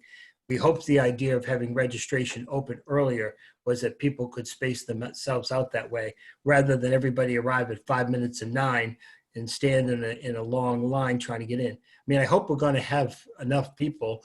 I'm relatively confident we'll have our quorum, but I'm not sure that we'll have an awful lot more than that. I hear from a lot of people that are are concerned about being inside a building with 50 or 60 or 70 people. Maybe we could talk to the Salvation Army. They could do us, maybe if this donut day is really a good one, they can do another one that morning so people can sell donuts out of the building to kill that hour. Out of the building. Yes, out of the building, yes. In the parking lot. All right, unless there's some other comments about this. I just wanted to recap the Yes. things that I was going to amend in that, the protocols was that we should add language about expecting people that expect to speak to sit near the end of aisles so they're closer to the microphones. Correct? Yep. And families, allowing families to sit together, but that there be proper separation between the next individual not within their family group. Yep.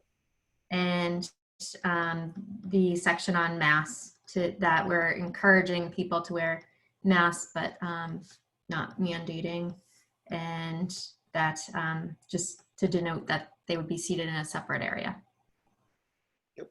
Okay. Thank you. Welcome. Okay. Thank you, everyone, for putting together that plan and for reviewing it. Let's go move on. Second item of old business, the FY 2021 budget. Is there any updates on that budget, Madam Town Manager? There are not. Okay, are there any questions about the 2021 budget that we haven't already talked about, that anybody has? Seeing none, okay. Second item in current business, conducting the Pledge of Allegiance in Zoom meetings. This was asked for by a Board of Selectmen member, so we'll open the floor on discussion about whether we should have the Pledge of Allegiance in the Zoom meetings. Whoever would like to start. Ms. Adams. Okay, I'll start because I was just surprised when we started doing them that it had been dropped as an item. I think a little bit of ceremonial traditional procedure always feels good. And so I just think it would be a nice way to start. Somebody could sponsor the flag, or where all these Google Classrooms and stuff, we could actually, I think there's a way that the host can put forth the image of, a slide or something like that. Yeah, so I just want to bring back the pledge. Okay. My only concern is we can't all say it at the same time. It's going to be a jumbled mess. So if Katey wants to read it at the beginning of the meeting, I'm bored with that. That's fine. I'll sponsor a flag too. Anybody else have any thoughts about putting the pledge? Yeah, I do. I think it's, I certainly, have served our country and continue to, but I do not, I think it's a different thing when you're sitting at home in different settings and there's no common flag that you are, that we're getting around. So I don't know if the Pledge of Allegiance translates well to us kind of putting our hands on our hearts and reciting in the whole works from home. So I agree with Damon that if Selectman Adams would like to recite it, I'm all for it. And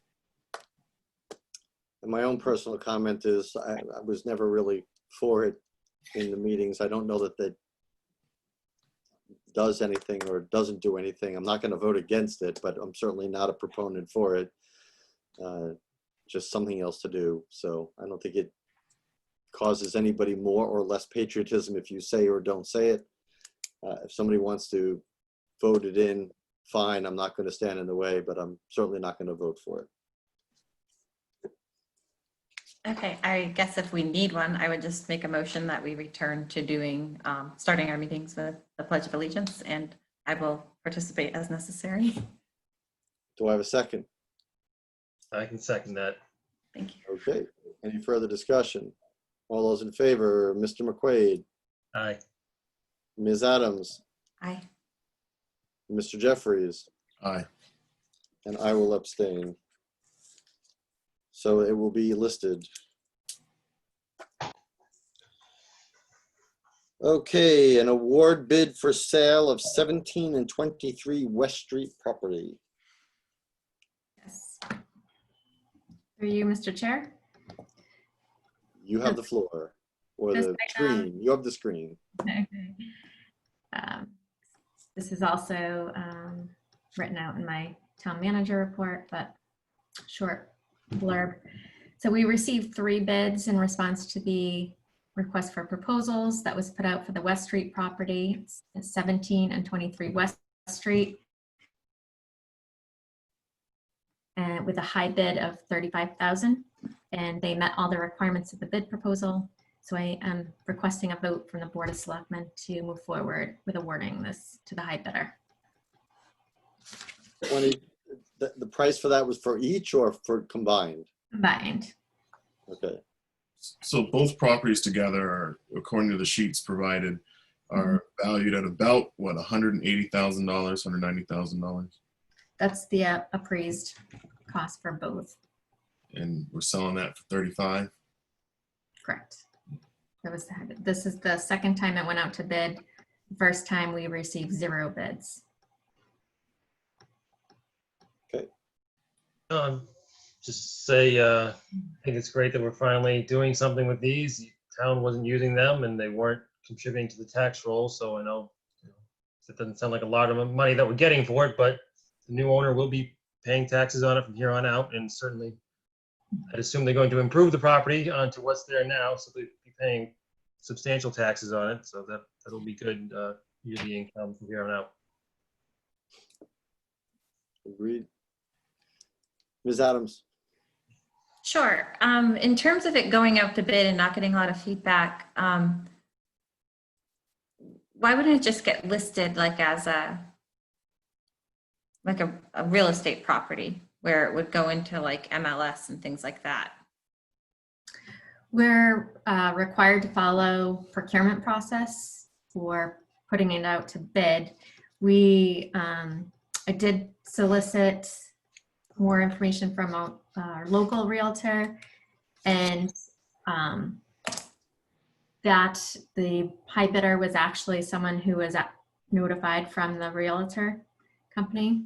And another piece of that, for any brokerage, we have to, depending on the value of that brokerage fee, we would have to go out to bid for those services as well. But it was advertised in the paper and on the Central Register. So it was put out that way.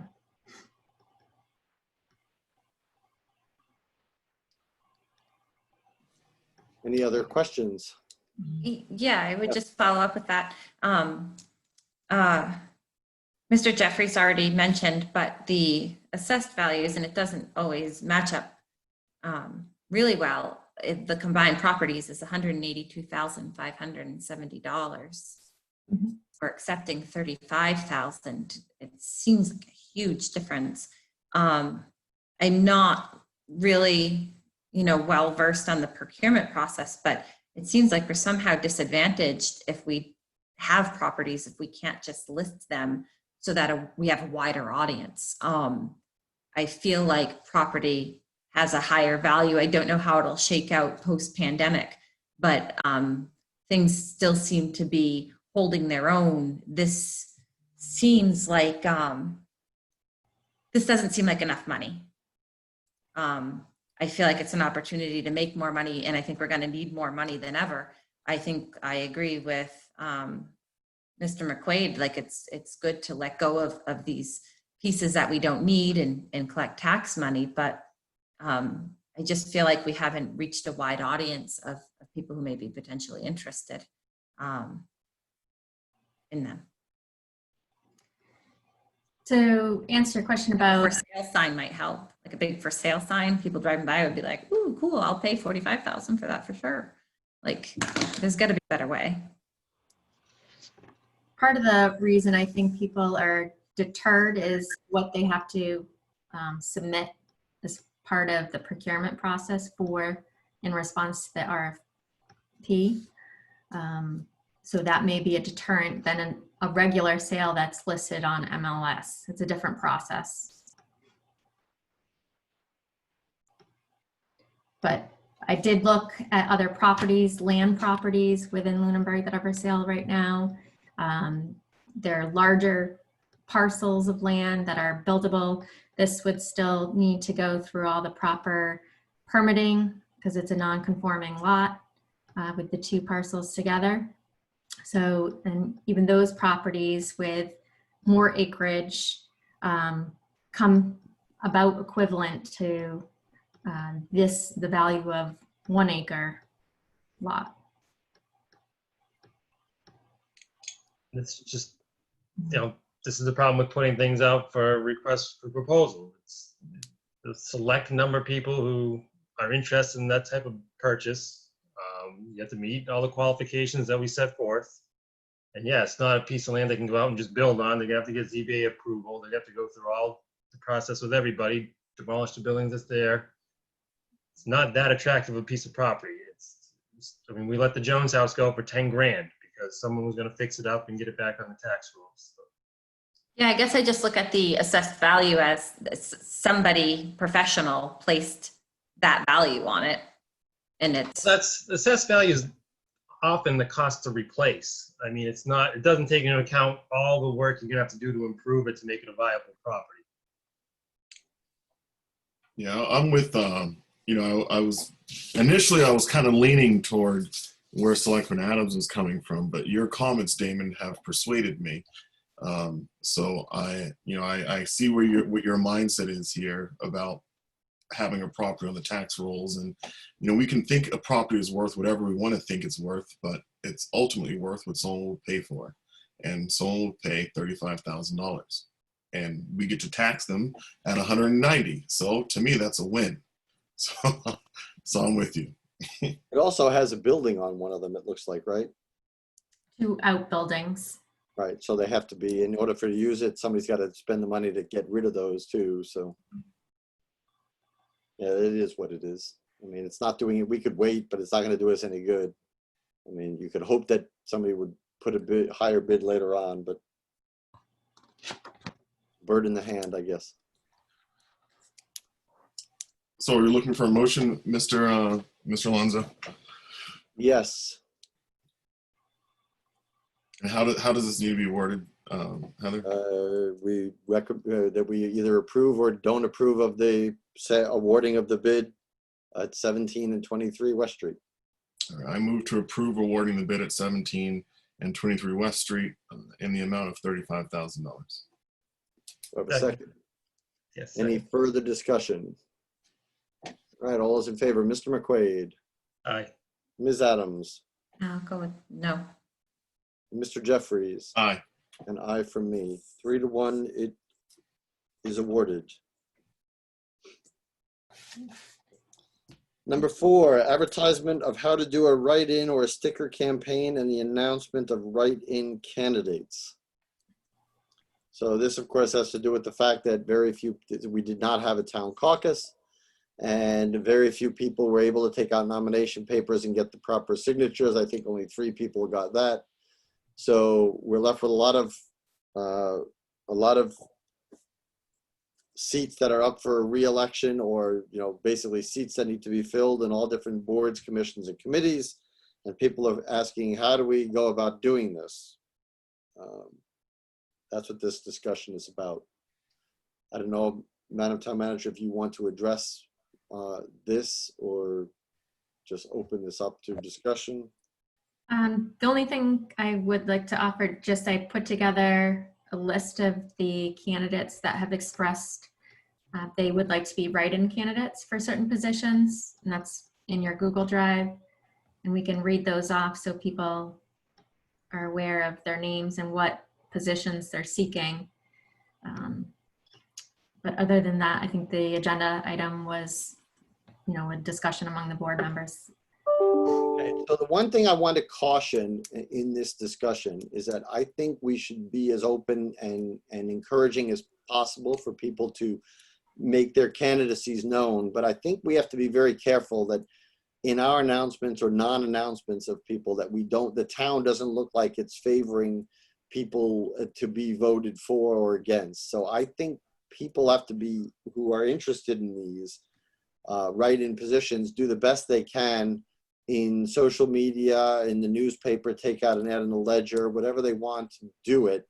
But I don't want this to be on any town website or anything, because it's not an official ballot, and I don't want the town to be seen as promoting somebody's candidacy or not. I mean, doing a ballot is one thing, and printed ballots are ways to get on there. But because these are write-ins, for whatever reasons there are, I think those candidates have to promote themselves and get people to write in things for themselves.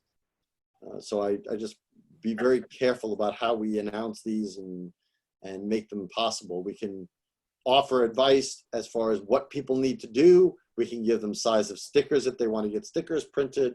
But again, I don't want to come off in any regard or be implied that we are promoting anybody's candidacy. Ms. Adams. Judging from the list, I think I know the answer to my question, but just having Heather confirmed, anybody who's announced a desire to write in is not running in for a seat that is anything but completely vacant. So for example, there's not a write-in candidate running against the two candidates for selectmen who are on the ballot. That to me would get into a different type of conflict, like Chairman Alonzo is saying.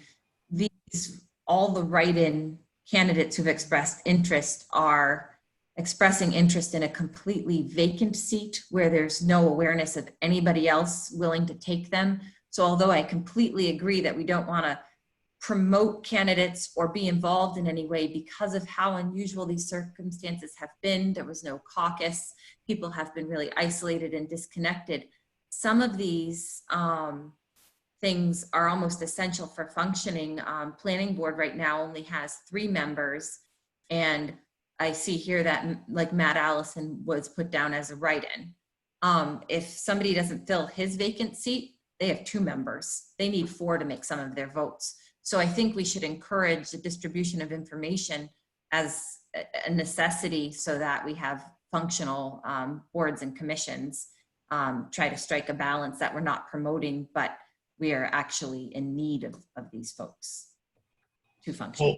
Wholeheartedly agree with you on that one, Selectman Adams. I think it's, I think a lot of the people who hold the current positions were banking on a caucus. I mean, I think they kind of knew or had a strong inkling that they had the support to get on the ballot through caucus, and that either I've never asked for signatures to be on the ballot.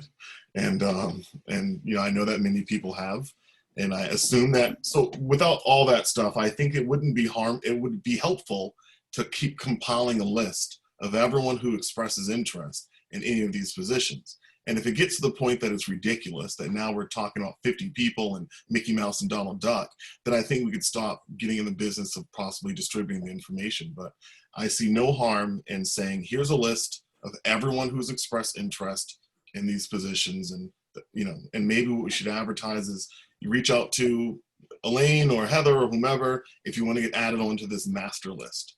And I think just put everyone up there.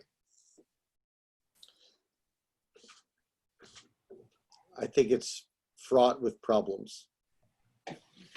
It all is. That's what's so sad about everything right now. Without a caucus, without the ability to go door to door, there's no good solution, but we do need the volunteers. And I think if everybody is included in the same way, like Mr. Jeffrey said, if anybody who's interested in being a write-in is able to be put somewhere in an equal way, I think it's healthy to get names out there just so that everything can function. Not really promoting candidates, but just showing that basically these volunteers are willing to do these things. I don't know. We should ask town council if there's any liability for the town promoting, again, pitching names that are not on the ballot. Because if you put somebody who's not on the ballot, it could seem like the town is taking a position. And that is not what the town is supposed to be doing. We can give information about how to run these, how to run a write-in campaign, what the requirements are. But again, elections are very, very strict procedures and very strict processes. And never before has the town, I realize they're unprecedented situations, I get it, but you know, never before would the town have said, oh, this person's running for a write-in and the town is announcing it.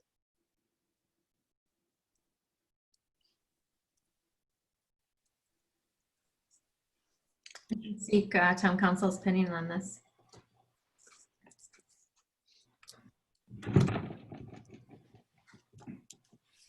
But if we can get a document to maybe get it published on the town, you know, and talk to the town clerk to supply to people saying, hey, they're interested in it. Here's how you would do it.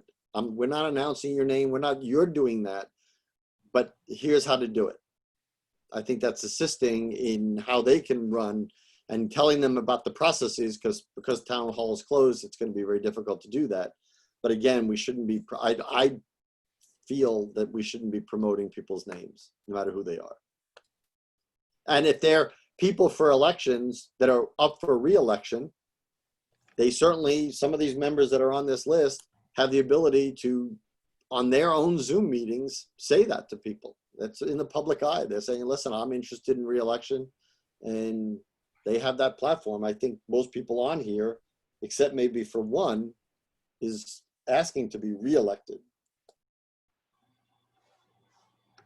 Only one is a new person that I see, at least.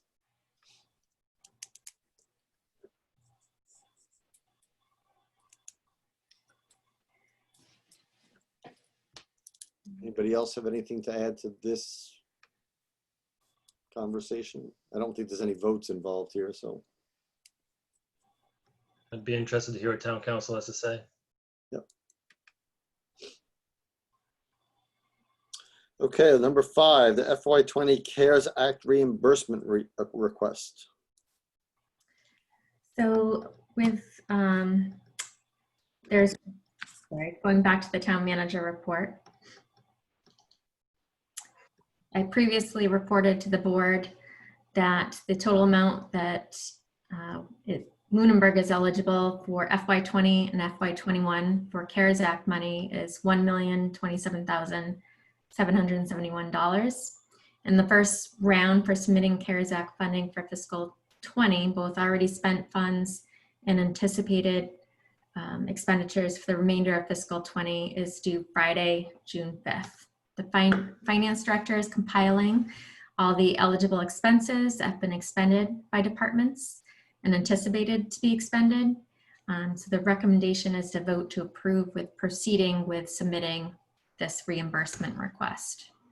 I do not have final figures yet. She's working on that, but it's in the range of $140,000. Now, this is just an FYI. There's no vote needed because there's no full request yet ready anyway, right? I am asking for a vote to proceed because we have to submit by this Friday. Okay, well, this would be a good chance since this Friday is 3 days away. I would entertain a motion that we approve the town manager's request to submit our reimbursement request via the CARES Act.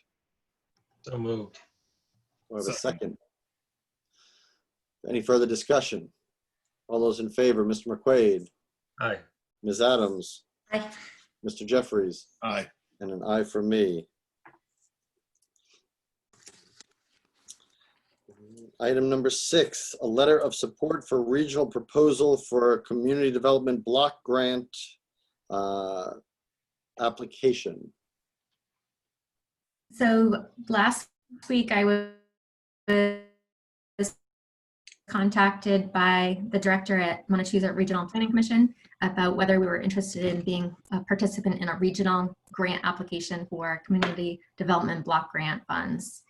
Specifically right now through the CARES Act, there's funds for such things as micro enterprise assistance for businesses, grant funds that would be up to $10,000 for small businesses, or an item such as assistance to food banks. So I have reached out to both the Lunenburg Business Association about interest in micro enterprise assistance. I have not heard back from the president of the association yet. I assume they would be in favor of such an application. because it would benefit the businesses in town. And I reached out to the Lions Club, the Council on Aging, they're doing the Meals on Wheels program, the superintendent for their food insecurity program, and the Salvation Army.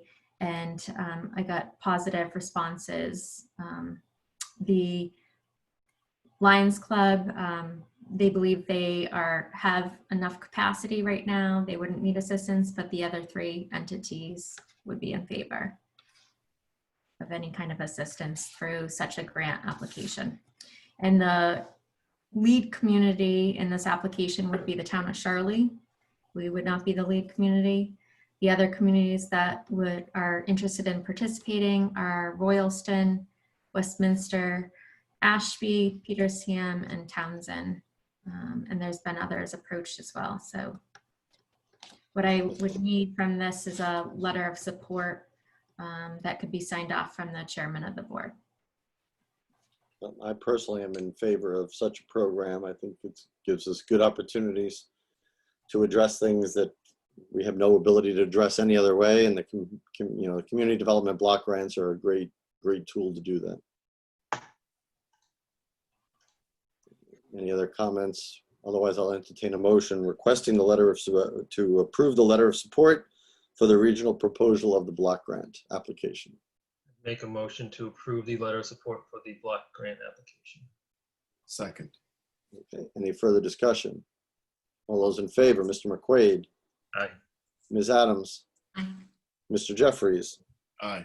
and aye from me. Thank you. The next, you're welcome, thank you. Next agenda item, minutes of March 24th, 28th, 31st, April 7th, April 14th, and April 21st. This is obviously catch up 2 minutes a day. Elaine's been on a roll lately. I know. If there's no questions, I would entertain a motion regarding those minutes.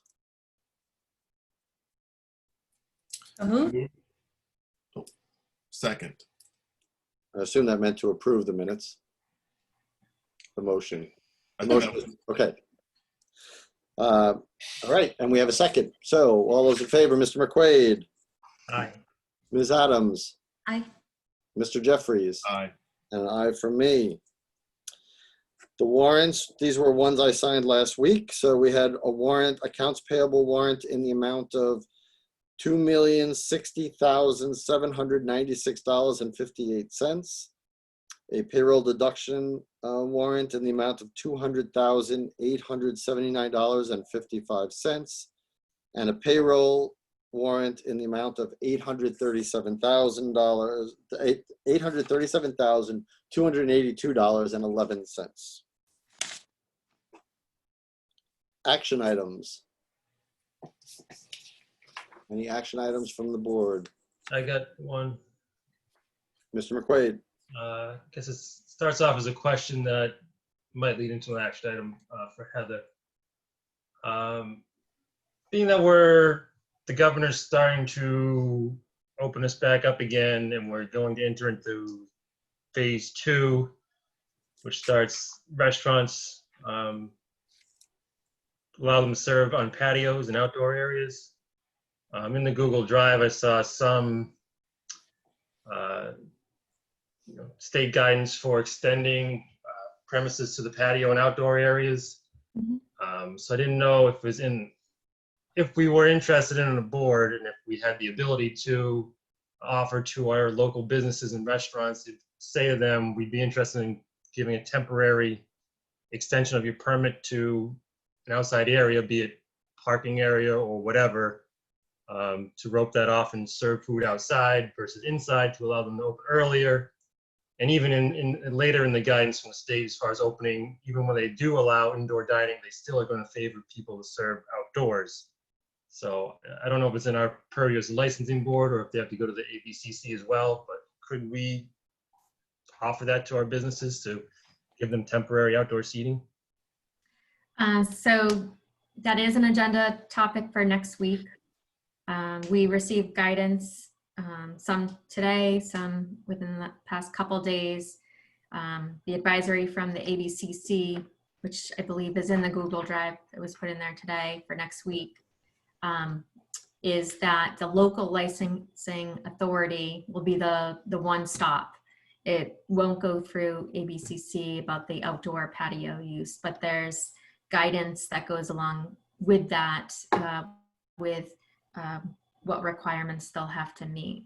So the topic for next week would be a discussion on those procedures and the protocol for that. And there's other guidance that they would have to meet during, and the earliest they could do it was phase 2. And the start of phase 2 will be announced on June 6th, where it's expected to start June 8th. So what I asked Elaine to do was to contact 4 restaurants. Let me preface that 4 restaurants have already contacted her about when they can reopen. I asked her to also contact all of the eligible restaurants to notify them of these guidance documents, as well as what the ABCC put out. So next week, after you have your discussion on the protocol, the board will be meeting with those 4 restaurants at first to hopefully allow them to move forward in reopening. Yeah, thank you for putting that on there for next week. I think it'd be really helpful to our business community to show our support and get them back to work.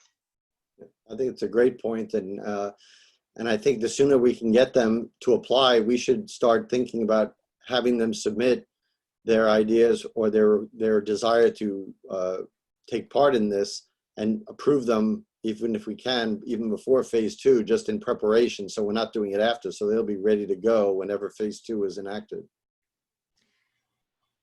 Great. So next, if the governor proceeds with the June 8th opening as phase 2, the start date, the meeting will be on the 9th. So the information that Elaine will be sending them has checklists and all the information they should need to come to the board with a plan on how they're going to meet those requirements. Okay. That could be a long meeting, so we should make sure we have plenty of time. I have 2 questions. I haven't been following the conservation committee meetings about the fuel tanks since we had that discussion with us. Where are we at in that process? Does anyone know? I will have to check in. They have a meeting tomorrow night. So I have to see, I know they have 10 public hearings tomorrow night. So I don't know if the fuel tank was a continuation of that, one of those public hearings. I will check in. That's one question. Yep. And then the charter approval. I know that the legislature's been focused on other things, but do we have an update on that? I do not. I can check in to see when they'll be taking up non-COVID-19 related legislation. Okay. Yeah, I have a funny hunch that since I don't even know what the budget's going to be, that this is special legislation's a long way off at this point. All right, committee reports. None. Okay, town manager, COVID-19 report and your regular report. I'll start with the regular reports. Announcement on existing vacancies. There are 2 alternate vacancies in the Agricultural Commission, 1 vacancy in the American with Disabilities Act Commission, 1 vacancy in the Architectural Preservation District Commission, 1 vacancy on the Finance Committee, 1 vacancy on the Open Space Committee, and 2 associate vacancies on the Zoning Board of Appeals. And talent bank forms can be obtained on the website and sent in to the Board of Selectmen's office via mail or electronic mail. The Municipal Vulnerability Preparedness Planning Grant, we had a workshop via Zoom on Thursday, May 21st, and the consultant, I believe, did an excellent job of walking through the participants through the exercises that we had to get to identify the vulnerabilities in Lunenburg and the actions that would need to address these high priority vulnerabilities. The next step in the process is to have a listening session, and that will be conducted by the consultant with the findings from the workshop, and that's in order to receive feedback and input at that listening session. And the proposed date for the listening session will be the Selectmen's Meeting on Tuesday, June 16th. Some department head updates. The town clerk, when we had our department head meeting, was preparing for the special state election, which was today. And the state had provided face shields, masks, gloves for the special state election. And the town clerk had stated she had been working with the facilities director on safety precautions. And from what I hear, it was a very well-run procedure. The cable manager reported that the virtual Memorial Day program went well. And in May, they had some server issues that the cable access was down for a couple days, but those issues were resolved that same week. The collector treasurer reported the main mortgage company that pays real estate payments that are received from the escrow accounts made their payments in May, and this accounts for a large portion of our tax bill payments. So that was very positive news. And the billing for the motor vehicle bills are all set, and the preliminary billing for the real estate bills that go out at the end of June are currently being worked on. And I actually talked to the finance director today on that topic, and they're all set to go out. All the work has been done. The DPW director reported that he will be receiving the detour for the Pleasant Street Bridge project within the next couple of weeks, and that will be circulated with the public safety departments and the school first. Then it will be advertised, and all the abutters will be contacted as well. And this project is expected to go out to bid through Mass DOT in the next month, and once awarded, the project will likely last into the fall season. The library director reported the staff has been working remotely on programming and is currently gearing up for doing curbside checkouts for books. And return items will be quarantined for at least 3 days in the community room before going back into circulation. Some other meeting announcements and other announcements. The Devon's Household Hazardous Waste Center is reopening on June 3rd, tomorrow, and on June 6th. And all their updated procedures adhere to social distancing, hygiene measures, and other safety protocols. And those can be found on their website. The Conservation Commission has a meeting via Zoom tomorrow at 7 p.m. The school committee has a meeting tomorrow, June 3rd at 7 as well. I'll be attending their executive portion of their meeting. The Parks Commission is meeting via Zoom this Thursday. I will also be attending that meeting to discuss the reopening procedures needed for the town beach. And the TCP Building Design Committee is meeting via Zoom on Monday, June 6th at 6 p.m. I'll be attending that meeting to receive, and they'll be receiving an update from DeGiorgio Architects on the tasks thus far. The Planning Board is meeting Monday as well at 6:30 p.m. The Council on Aging is meeting via Zoom on Tuesday, June 9th at 9:30 a.m. This is their first meeting since the shutdown. And the, sorry, that last item should not be there. That's last week's. And if you want, I'll move right on to the public service announcement related to COVID updates. The Board of Health issued their weekly update dated May 29th. And as of May 30th, there are 63 confirmed positive cases in Lunenburg and 1 death. The reopening of town school playgrounds, school fields, and town beach. All school buildings will be closed for the remainder of the year, as we know. But the school has made the following announcements about reopening fields and tennis courts. The tennis courts will be open to singles play only. The track and turf field will be open during phase 2. School playgrounds and basketball courts will be open during phase 2. And the grass fields will remain closed at the school because they typically close them over the summertime to overseed and allow them to recover from their use from the fall season. The Parks Commission is meeting Thursday, June 4th to discuss what is entailed for reopening the town beach.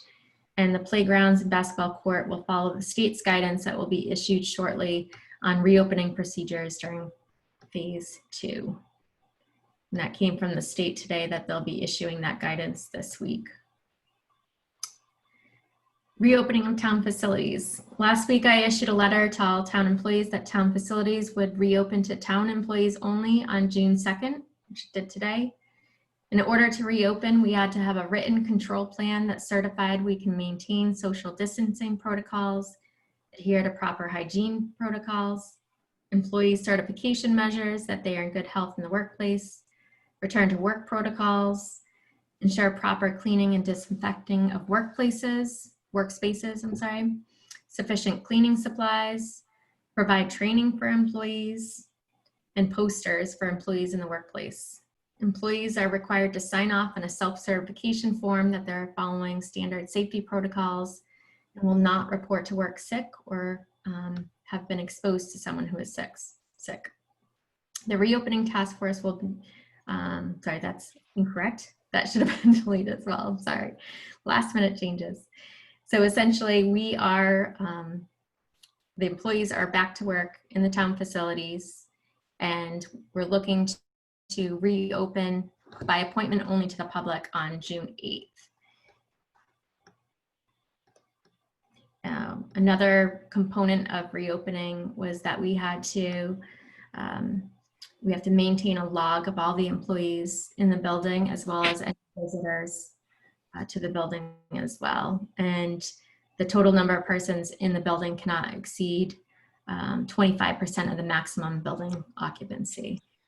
So these are the challenges that we face as we reopen, that we have to make sure we're meeting all those requirements. On the state level, as of May 29th, there were 95,512 COVID-19 cases, 6,718 deaths, and 571,745 patients have been tested to date. And right now, that's all the updates I have. Okay. Anybody have any questions for the town manager on those two updates? No, thank you, Heather. Welcome. Okay, upcoming meeting schedule. So we have our last meeting before town meeting next Tuesday. The one after that will be after town meeting, and that will be the last meeting before the election, the 16th. So be aware. 2 more to go. No, are you scratching on your prison cell already? Yep. Annual town meeting, of course, we just talked about today, is Saturday, June 13th, and annual town election, Saturday, June 20th. So please put that on your calendar. Please remember tomorrow, if you are around, for the senior drive-by graduation send-off shindig. I don't know what exactly the whole wording is, but congratulate them in the best way we can without a full graduation, which I think will be held, it's scheduled to be held at the end of the summer, right? The actual graduation? I don't know if I heard of it. I thought it was in August they are planning it, but that was the last I heard. So anyway, but more important, tomorrow is the drive-by. Tomorrow is a big day too. Any public comment from the public? Mr. Passios.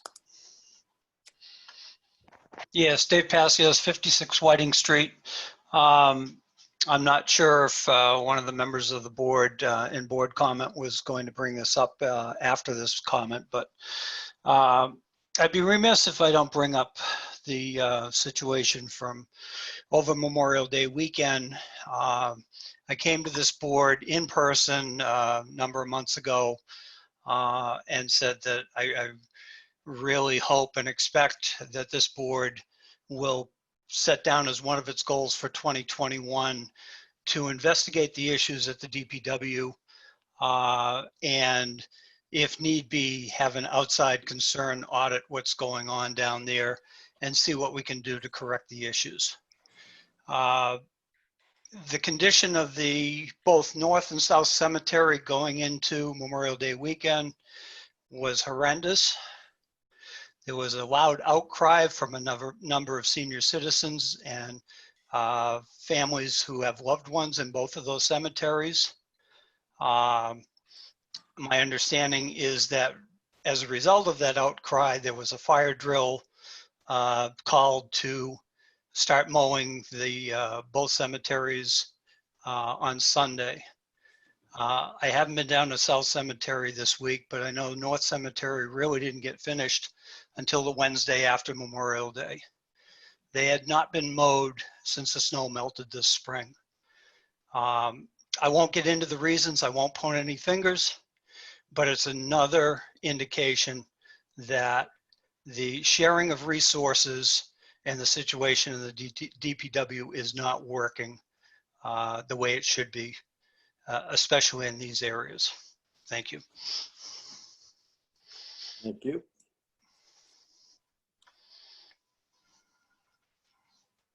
Any public comment from the board? Ms. Adams? Just wanted to check in with Damon and see if I should cancel the writing campaign I started for you. Take that up with my wife. I was gonna put you on the official list. I'm surprised I wasn't on there when it came up. They ain't over yet. Any other public comment from the board? Yeah, I just want to thank Mr. Passios for his comments tonight and give you the assurance that these are certainly conversations that I know are being had. Thank you. I guess in closing, just to wrap up and bookend Mr. Jeffrey's eloquent statement at the beginning, but coming at it from a different time, I just want to say that obviously all of us are very anxiously watching the news. I will probably come off of this meeting and immediately go to see what is going on in the country. And I just made a list before, sometime during the day that I guess makes it clear, because there are sides, however much we want to avoid sides, there are sides to take. And I wanted to make a list for myself of what I am for and what I am against in this.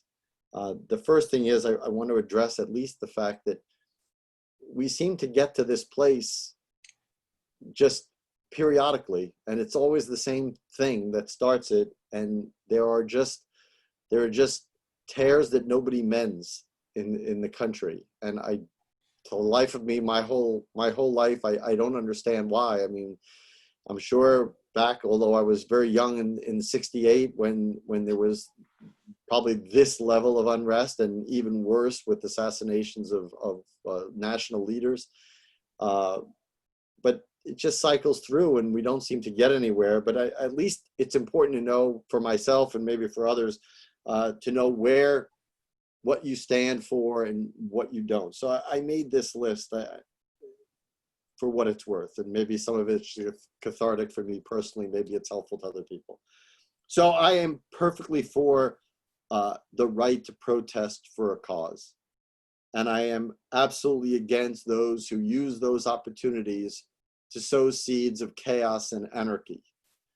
I am absolutely in favor and support of people fighting for the equality that they were promised, that were written into our founding documents. And I am absolutely against people who wish to exert supremacy. I am absolutely for people fighting for their human rights. And I am absolutely against violence and the abuse of power on any side.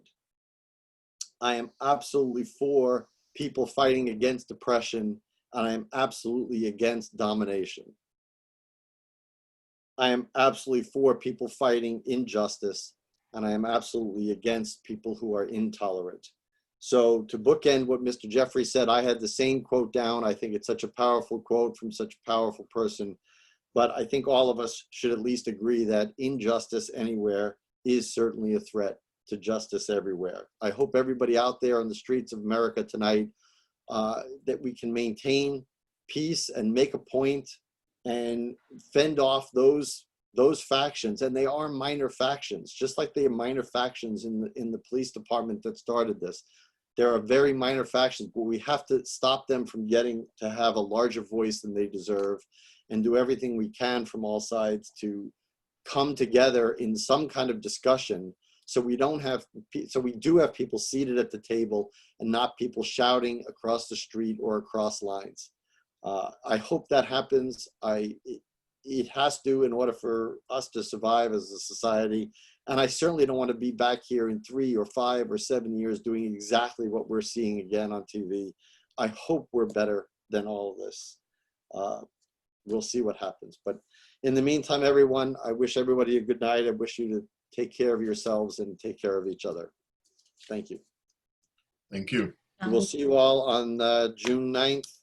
And A motion to adjourn? Second. all those in favor, Mr. McQuaid, Aye. Ms. Adams, Aye. Mr. Jeffries, Aye. and I for myself. Good night, everyone. Good night, Aye. Heather. Good Good night. night.